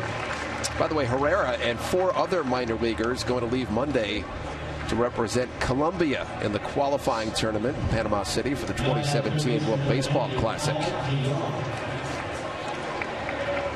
There hasn't been a lot of fanfare about that. No, there hasn't this year, has there? Nope.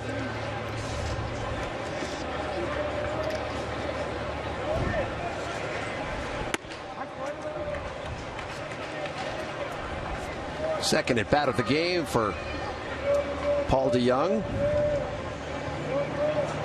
Doubled and scored in the 6th. Called strike. Evans makes it 0-2. I'd be very curious if our director panned the audience right now. and see how many people are texting.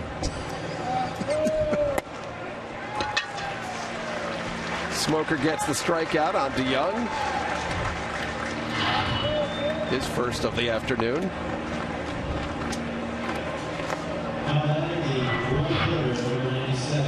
Yep. There's a text. They put it right on the dugout. I know it. Uh-huh.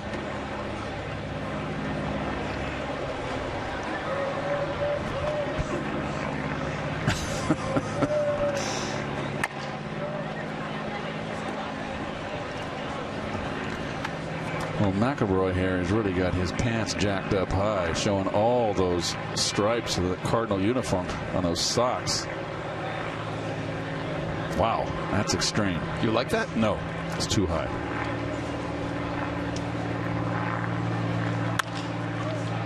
C.J. McElroy right over the outstretched glove and arm of Jilson Herrera. 15th hit of the day for the Cardinals.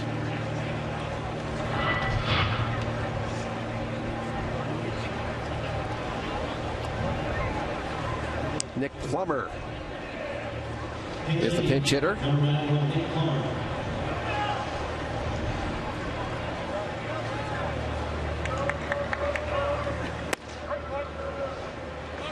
But the myriad changes during Grapefruit League play does demand extreme attention.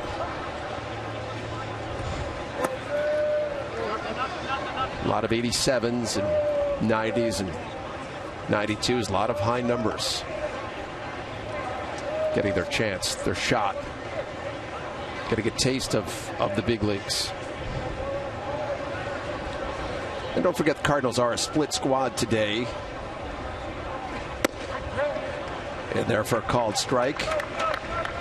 Junior Fernandez, the right-hander, warming up in the Cardinals bullpen.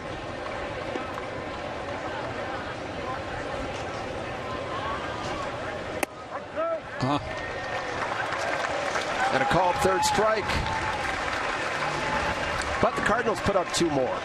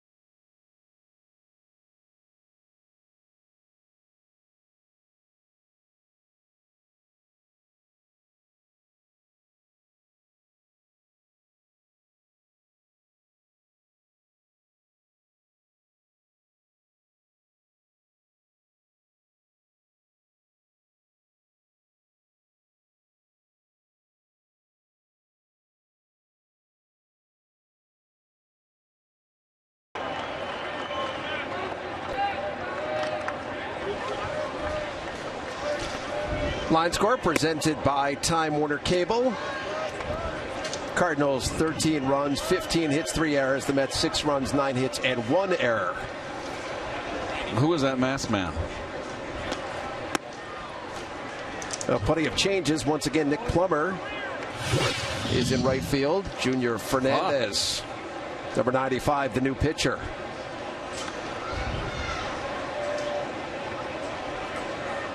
C.J. McElroy is in center. And Johnny Manel, his first at bat of the afternoon for the Mets. The card is getting nasty now. It's getting all marked up, Gary. It's not easy. This is a spring training. So one of the big stories over the course of the last few days in baseball, the comments by Bryce Harper to ESPN the magazine saying that baseball's tired. He wants to see a little bit more personality in the game. He thinks it would be good. He thinks the unwritten rules are old. And then Goose Gossage coming out and really saying some pretty outrageous and outlandish things. Well, he was certainly vociferous. But Goose has done this before. Been very vocal in his criticism of the players today and the game and who's running the game. And he's entitled to his opinion. I love Goose.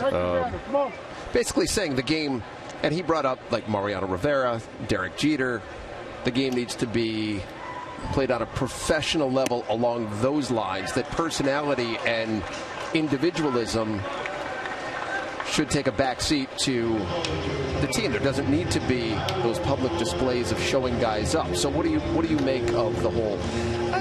You know what did Goose played over in the Bronx Zoo? You know, with Reggie and that whole crew there. That was a Billy Martin. That was a soap opera over there. Certainly a lot of individualism, good and bad. I don't have an issue. I know he was angry with the big right hand Batista with throwing the bat in the home run in the championship series.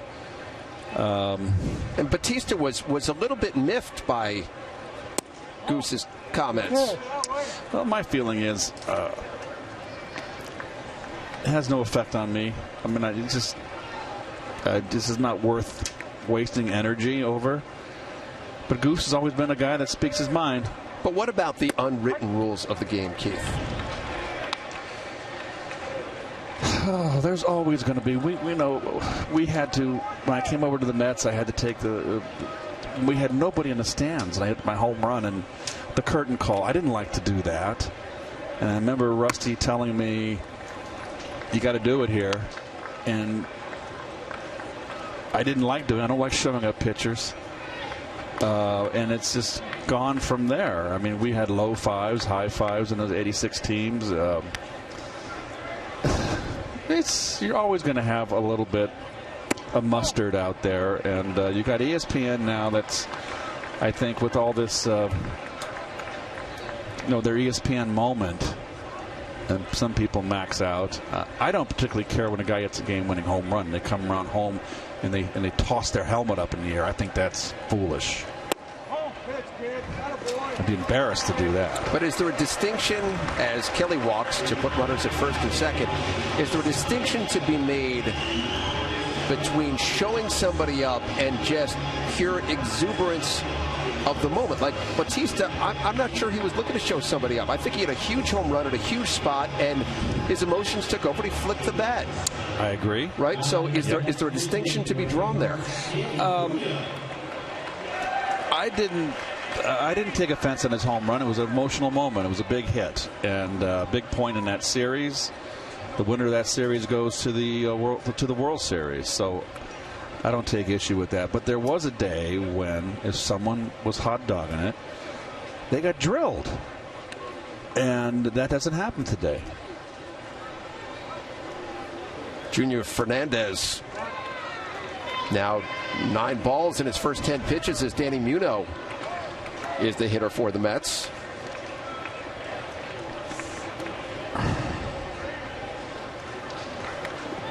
Subban is the right-hander warming up in the Cardinals bullpen. I believe the L is silent.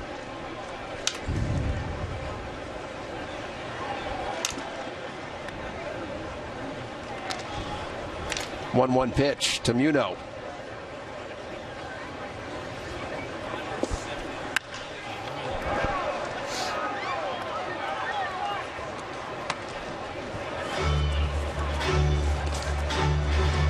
Well, 15 Cardinal hits, 4 of them home runs. 13 runs out there.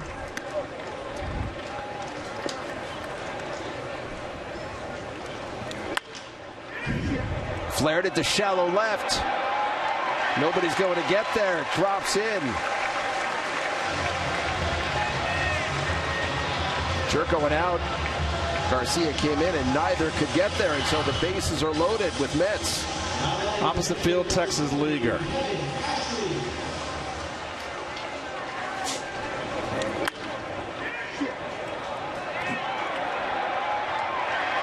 Manel knows how to run the bases. He's a pretty good little aggressive base runner. He's impressed me. Don't get a chance to see him play a lot during the season when he was up last year.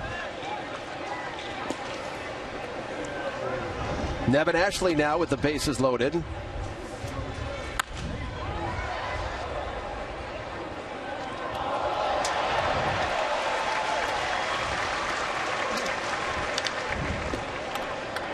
Fernandez, 6 feet 1 inches tall, 180 pounds, signed by the Cardinals, non-drafted free agent, summer of 2014. He's rated as the #9 prospect in the Cardinals organization by Baseball America. What does that mean? I never understand that, Baseball America. Well, is that are they 100% correct? Pretty good. I'm not 100%, but it's a pretty good reference. Obviously, I don't read that publication. I've got a copy if you'd like some light reading tonight. Ashley pops it up. Just in foul ground. Rodriguez makes the catch for the first out.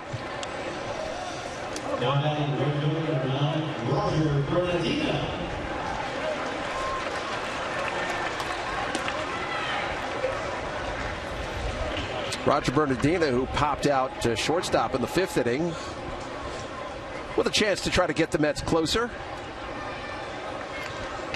Well, Gary, it looks like it's going to be with the Phillies and the Braves really in drastic rebuild.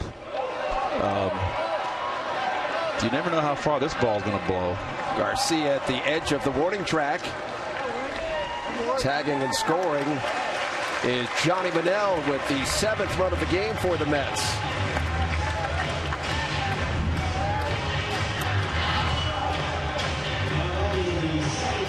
Well, it's a fly ball. It's an RBI. But, the way the East is setting up, Gare, as I said, a Philly and Atlanta in serious rebuilding mode. You see the tagging runners here. You're down so many runs, no one's going to take any chances. It's going to be a 2-horse race. I'm just not. Miami's going to be a team that, if they can keep that big right fielder healthy, and I just don't know if they have the pitching, but they're going to be a team that you're going to have to go out and play and beat. And it's going to be a 2-horse race in the East. I mean, it's going to be between the Mets and the Nationals. And Dusty Baker took over the Nationals this year after he's been out of baseball now for 3 years. Not sure. I think 2. And I think that was a really good choice by the Nationals. Well, Matt Williams had clearly lost the clubhouse down in Washington. Well, evidently what I heard from there was that there was just no communication, and Matt was very distant from the players, didn't really mingle. I think it was the manager, and my first manager was Red Shandies, and I was a young kid, and it was a veteran ball club, so it's a little bit different. But Red hardly talked, and he'll laugh at me and say, "Well, you never listened." So, but. I think it's incumbent on a manager to mingle. Whitey Herzog was the one that personified that. He knew how to mingle with his players and get the most out of them. And particularly in today's game, I think that the players need a little more coddling, a little more pat in the back today than back in our day. Yeah, but and guys have to learn to adapt. Whether Matt Williams is going to get another shot at being a manager is yet to be seen, but Oh! Now, what are you going to do, Angel? What's that all about? Herrera hit by the pitch. That's I always thought that if someone was thrown out of a game, if the other side, it was an automatic ejection. I guess because there was no warning. Well, there wasn't a warning to tell either.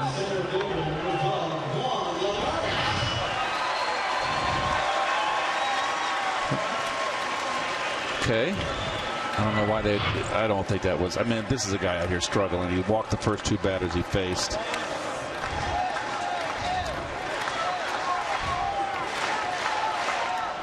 Bases loaded with Mets once again for Juan Lagares,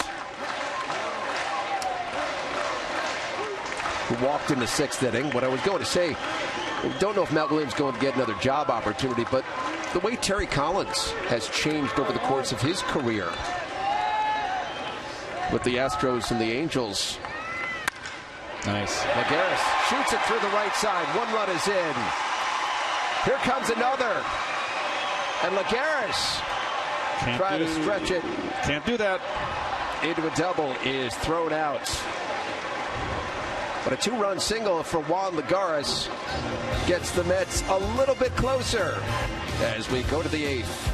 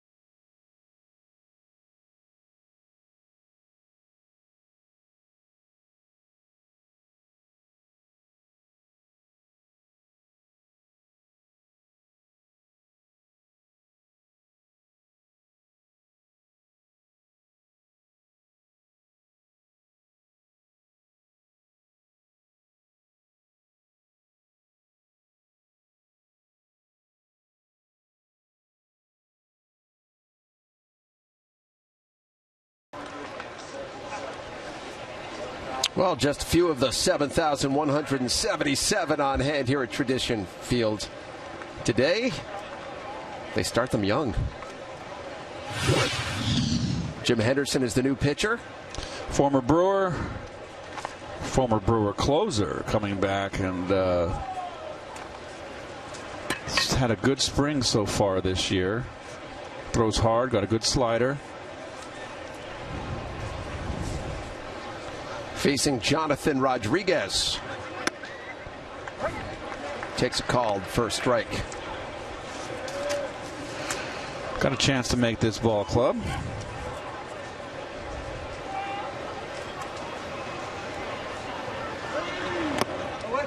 Before we went to break, I was mentioning Terry Collins, and he had some pretty stormy times as the manager of the Angels and the Astros, but he's really evolved in this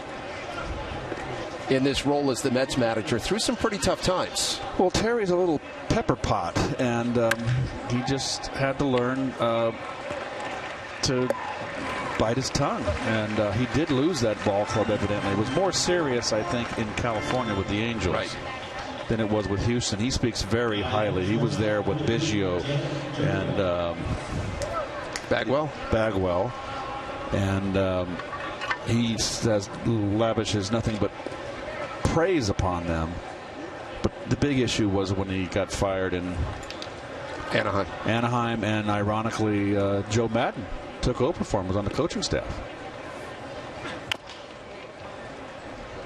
Jed Jerko struck out in the second, grounded to short in the third, grounded to second in the fifth inning, and singled in the sixth. I think Mike Matheny really wants to get a good look at Jerko if he's going to be the guy with Peralta out.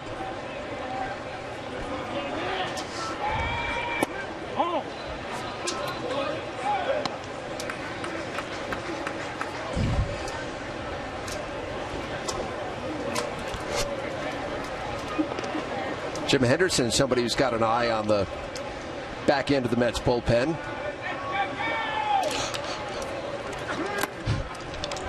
We know that Familia is going to be the closer. Got Addison Reed, Hansel Robles, Jerry Blevins. They've all got locks on spots. Antonio Bastardo, as well as we get a look at the guy behind this staff, Dan Worthen. But what about Henderson as somebody? Well, he's in the mix, and you know, there's a couple of spots that are no guarantees.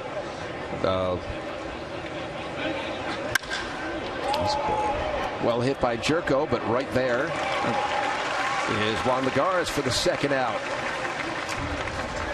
Going to be back on the air Sunday, March 27th at 1 p.m. The National League champions meet the Washington Nationals. Mets Nats right here on New York's Home for Baseball. Picks 11. You know, getting back to the bullpen, Robles has got something to prove. He's got to do it again. Robles had his ups and downs last year. He's not afraid, I'll say that. He throws hard. But he's got to prove he's solid. There's another rip down the line. Mike Ullman past the outstretched diving glove of Ty Kelly. He's into second with a stand-up double. Just out of the reach.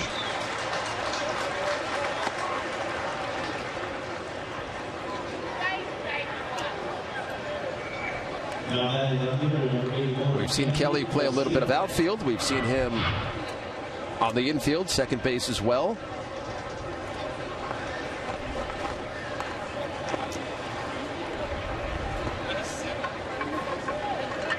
Brings up Anthony Garcia, who tripled in the second inning.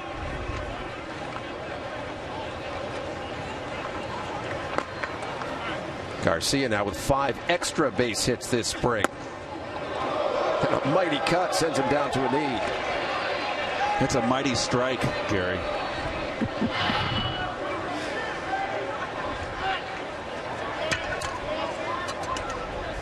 I always felt when a hitter swung and fell down like that, it's poor balance. Everybody goes oohs and ahs, but I wouldn't recommend it.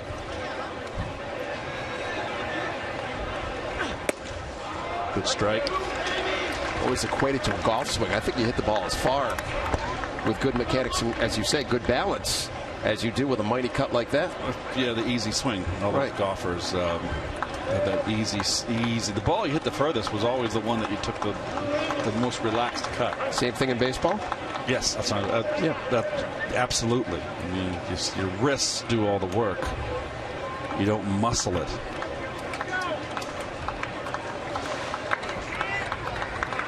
Ullman on second with 2 outs. And Garcia goes down on strikes. So Jim Henderson, a scoreless 8th inning. We go to the bottom half. We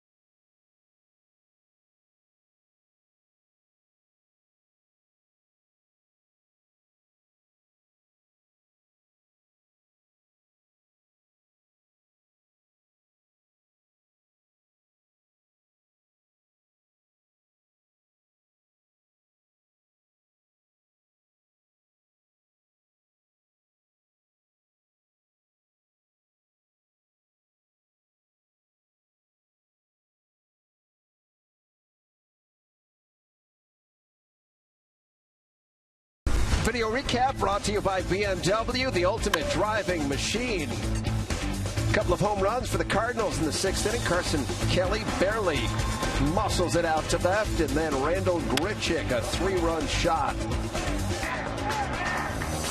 As the Cardinals lead at 13-9 now as we head to the bottom of the 8th inning.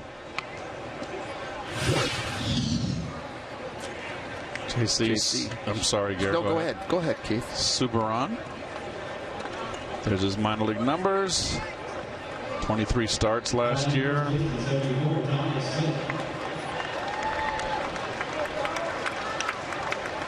Addison Reed up in the Mets bullpen.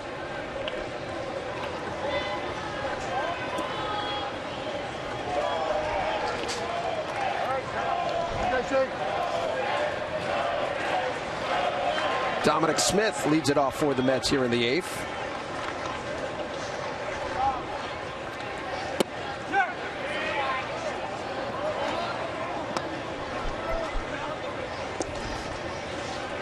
Smith, former first-round draft pick.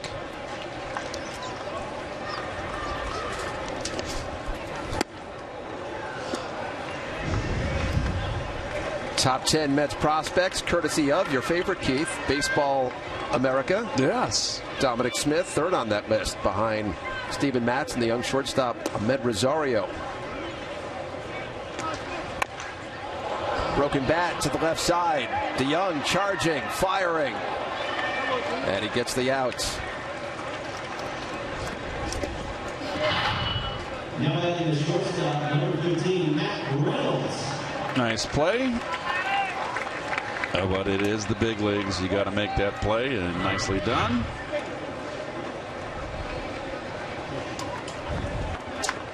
So 1 out brings up Matt Reynolds. Popped out to shortstop last time up. Coming back. Into foul ground. And plenty of room over there for Rodriguez for the 2nd out. Now adding the designated hitter, number 19, Johnny Modell.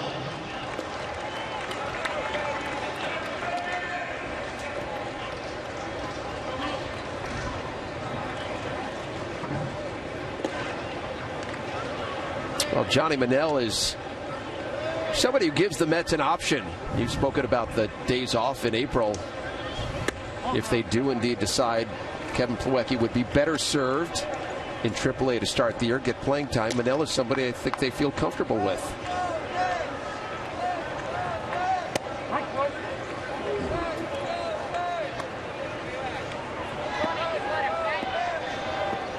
Count even at 1-1. Oh, you're supposed to run up and down the hill, not lay down.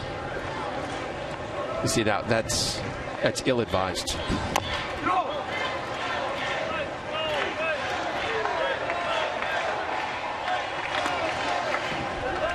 That berm provides a lot of entertainment for young boys and girls. Have you guys done a game on the berm? No, I tell you what, all that sun out there, yeah, if it's a hot day, it'd be murder. Manel to shortstop, Jerko. So the Mets go down 1-2-3. We go to the 9th, 13-9.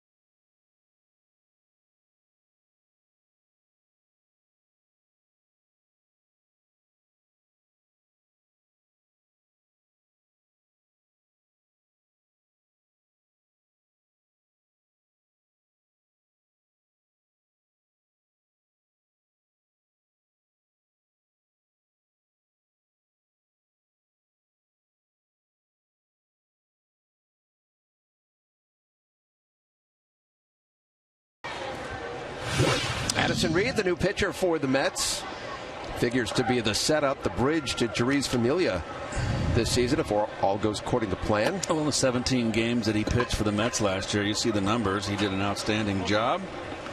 He is going to be one of the bridges to Familia. 8th inning guy. And there he is right there, the man of the hour.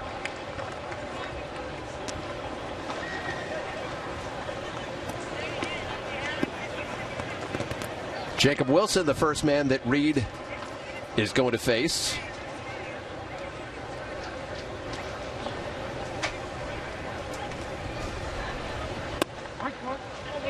Jeurys Familia scheduled to pitch today, but it's the spring and things happen. He's getting his work in the bullpen at the moment.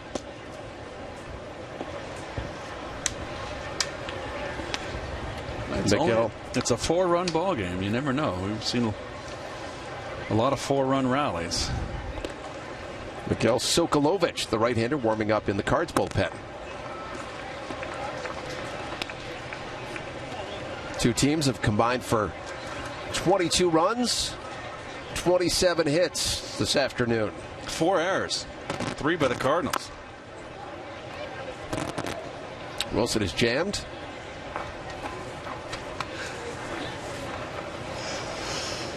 And we've had a pitcher ejection. 3 hit by pitches today, yes. It's just been Cardinals have played very sloppily in the field, but they're on top.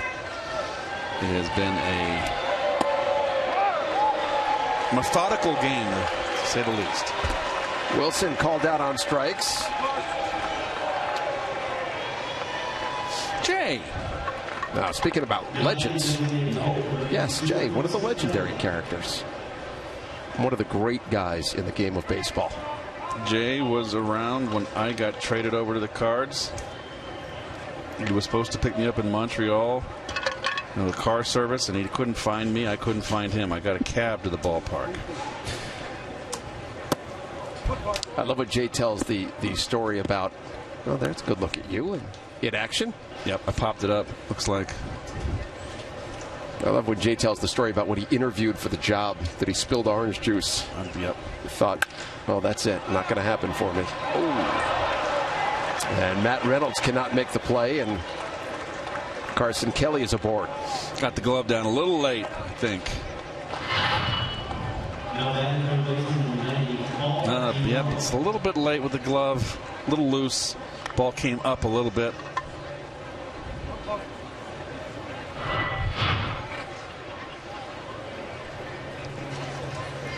Brings up Paul DeYoung. Doubled and struck out so far today.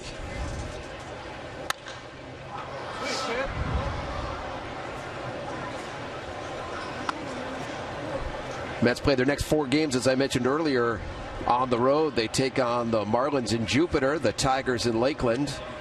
Then again, the Marlins down in Jupiter, an off day, and the Marlins again. They're going to get to know each other pretty well. 92-mile-per-hour fastball from Reed. It's going to be great next year, Keith, when the new ballpark is built down in Palm Beach and the Nationals are moving down, and the Astros, I believe, will be there as well at another opponent. Well, it'll be from a travel standpoint. I always never liked to go 2 hours, 2.5 hours to play a game. I always felt like you're on an air-conditioned bus. You can pull a muscle, so this really gets the teams closer together, shorter bus rides, less chance of injuries.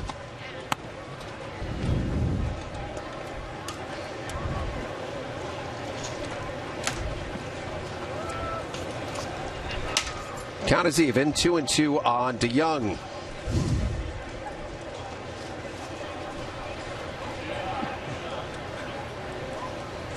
Product of Illinois State University, and he goes down on strikes.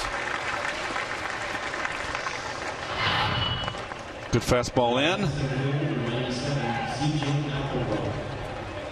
Threw it by him. So 2 strikeouts in the inning for Addison Reed. brings up C.J. McElroy, number 97. McElroy's father, Chuck, was a pitcher 16 years in the majors. That one is fouled down the right field line. His uncle is the former first baseman Cecil Cooper. Cecil Cooper. Red Sox? Traded over Brewers? To the Brewers, 82. He was the first baseman for the Brew Crew, Harvey's Wallbangers, in that 82 World Series where we beat them in 7. I was with the Cardinals. All-star first baseman. He could hit. His grandfather, Sylvester Cooper, played in the Negro Leagues. So, great lineage.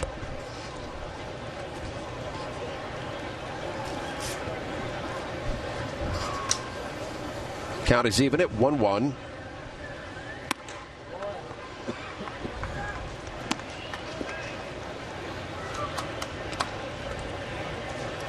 We look at the changes and the moves that were made last year. Look at the offensive changes, but Reed was a very good pickup. A lot of nice pickups that Sandy made down the run there. That made the difference. Past the diving Smith over at first. Kelly goes first to third, so runners at the corners. For Nick Plummer. And the one thing about Reed, he has a little difficulty with the left-handers because he doesn't really have an effective off-speed pitch.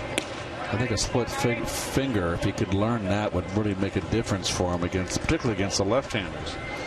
He's got a pretty flat slider, and it's a good, it breaks, but it's flat. I mean, he throws hard.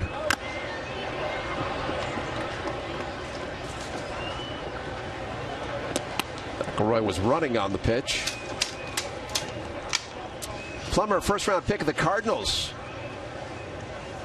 last year, 23rd overall selection.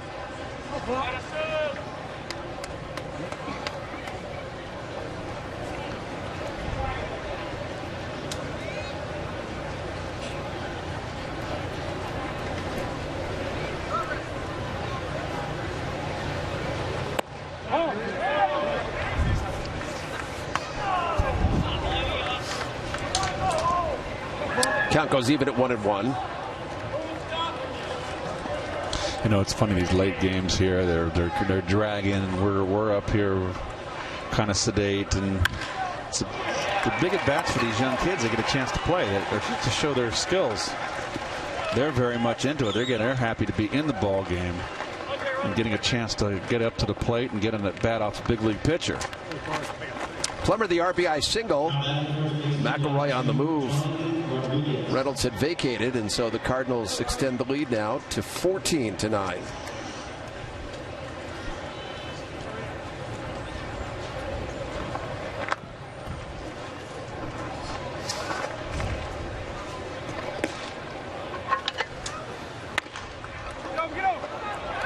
Rodriguez down to first. Smith takes it himself. So the Cardinals get a run. Last chance for the Mets coming up. Monday starting at 5. Free Wi-Fi.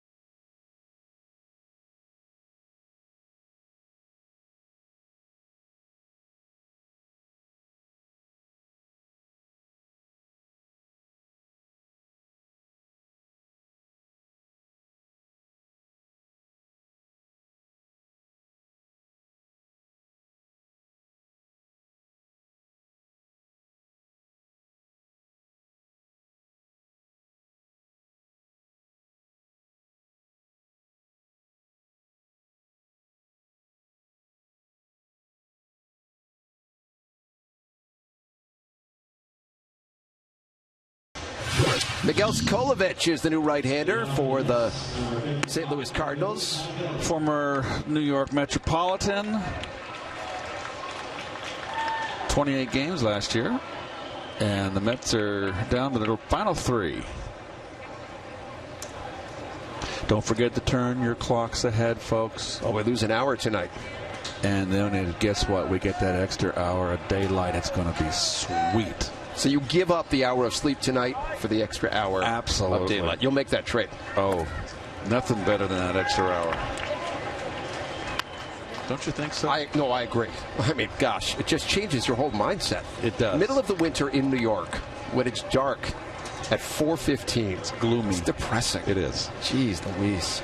And the sun comes up early. It wakes you up if you don't have blockout shades. Now the sun will get up an hour later, too. Sweet. It's just a sign of renewal, right? It's agreed. You know, baseball season's upon us. Just feel better about yourself. I'm glad they moved it forward. Ty Kelly takes a strike. So it is a spring forward right here. Yep. Well, I've enjoyed these last 3 days in the booth with you and Ronnie. Are you doing any more? No, I'm heading back to New York tonight.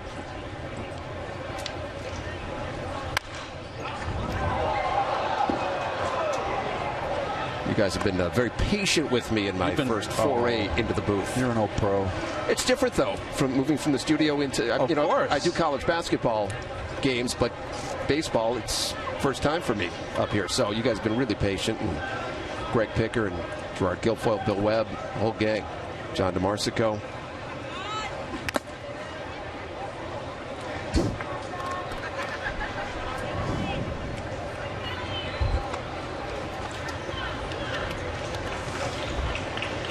Well, the Cardinals will have the old, probably won't shower after the game. They'll probably just get on the bus and get home.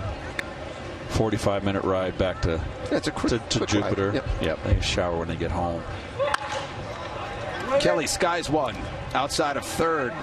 DeYoung trying to race it down, and Garcia. Nice.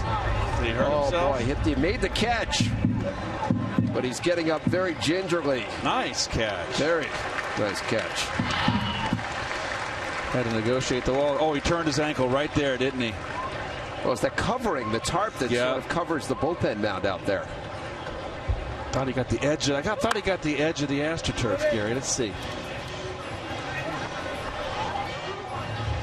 Oh, yep. I just wonder if he just was the fact that he hit the wall so hard. I think it was a combination. I think it was the tarp sort of slid a little bit, and then he hit the wall hard. Either way, it's a heck of a catch.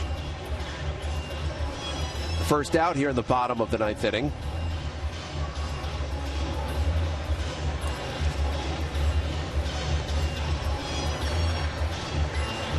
There's the scene of the crime. It's that tarp that they roll up and then put back.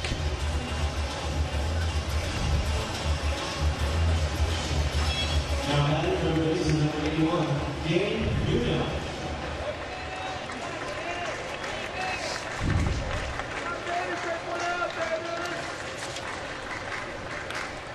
Sikolovich spent 2014 with the Mets AAA team in Las Vegas.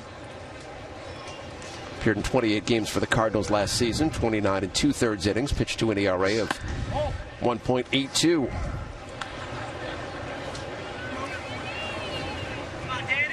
Danny Muno, who singled in the seventh.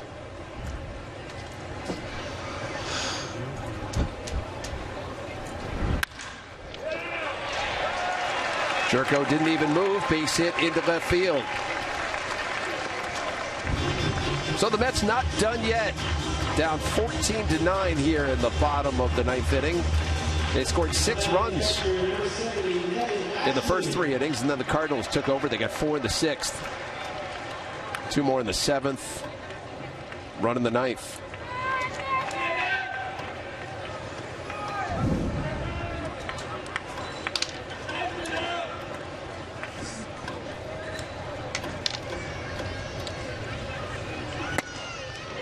Big cut by Nevin Ashley.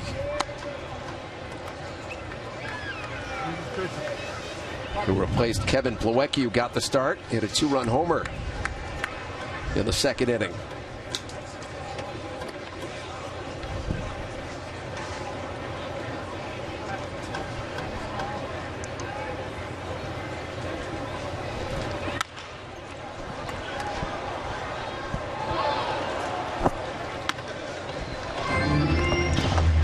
Important for Plawecki as Roger Bernardina is out on deck. It's important for Plawecki to hit a home run and try to get things going offensively. Oh, well, definitely. You want all your players to be successful and get it going, but it's all going to be down the last 2 weeks. That's when you want everybody to start running on full cylinders. 10 days. Unfortunately, you can't. There's things you can't predict, but you certainly don't want to peak too quick. But a guy like Plawecki, he needs to get some playing time, needs to get some at-bats. 1-2 on Ashley. And he takes a called third strike. Not happy about it. Slider. It's not high. Pretty good pitch right there.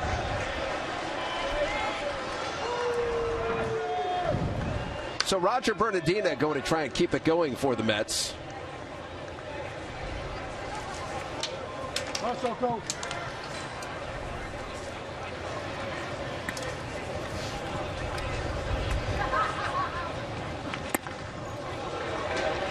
Bernardina way out in front.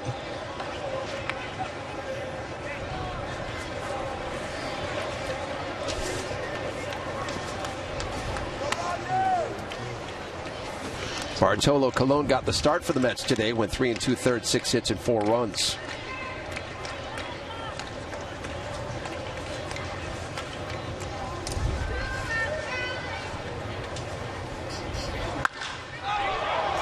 Bernardina flies one out to left. Garcia is there, and that is going to do it. Ball game over. Cardinals 19 hits on the day to beat the Mets 14-9 as we get a look at the game summary brought to you by Nissan. Well, not a good day all around for the Metsies. 4 home runs by the Cardinals, by the way. And the Plawecki, of course, early when the Mets were up 6-5 was a big part of that with a 2-run home run early. But Cardinals pound the Mets today 14-9. Bowman is the winning pitcher, and we're back to wrap it up in a moment.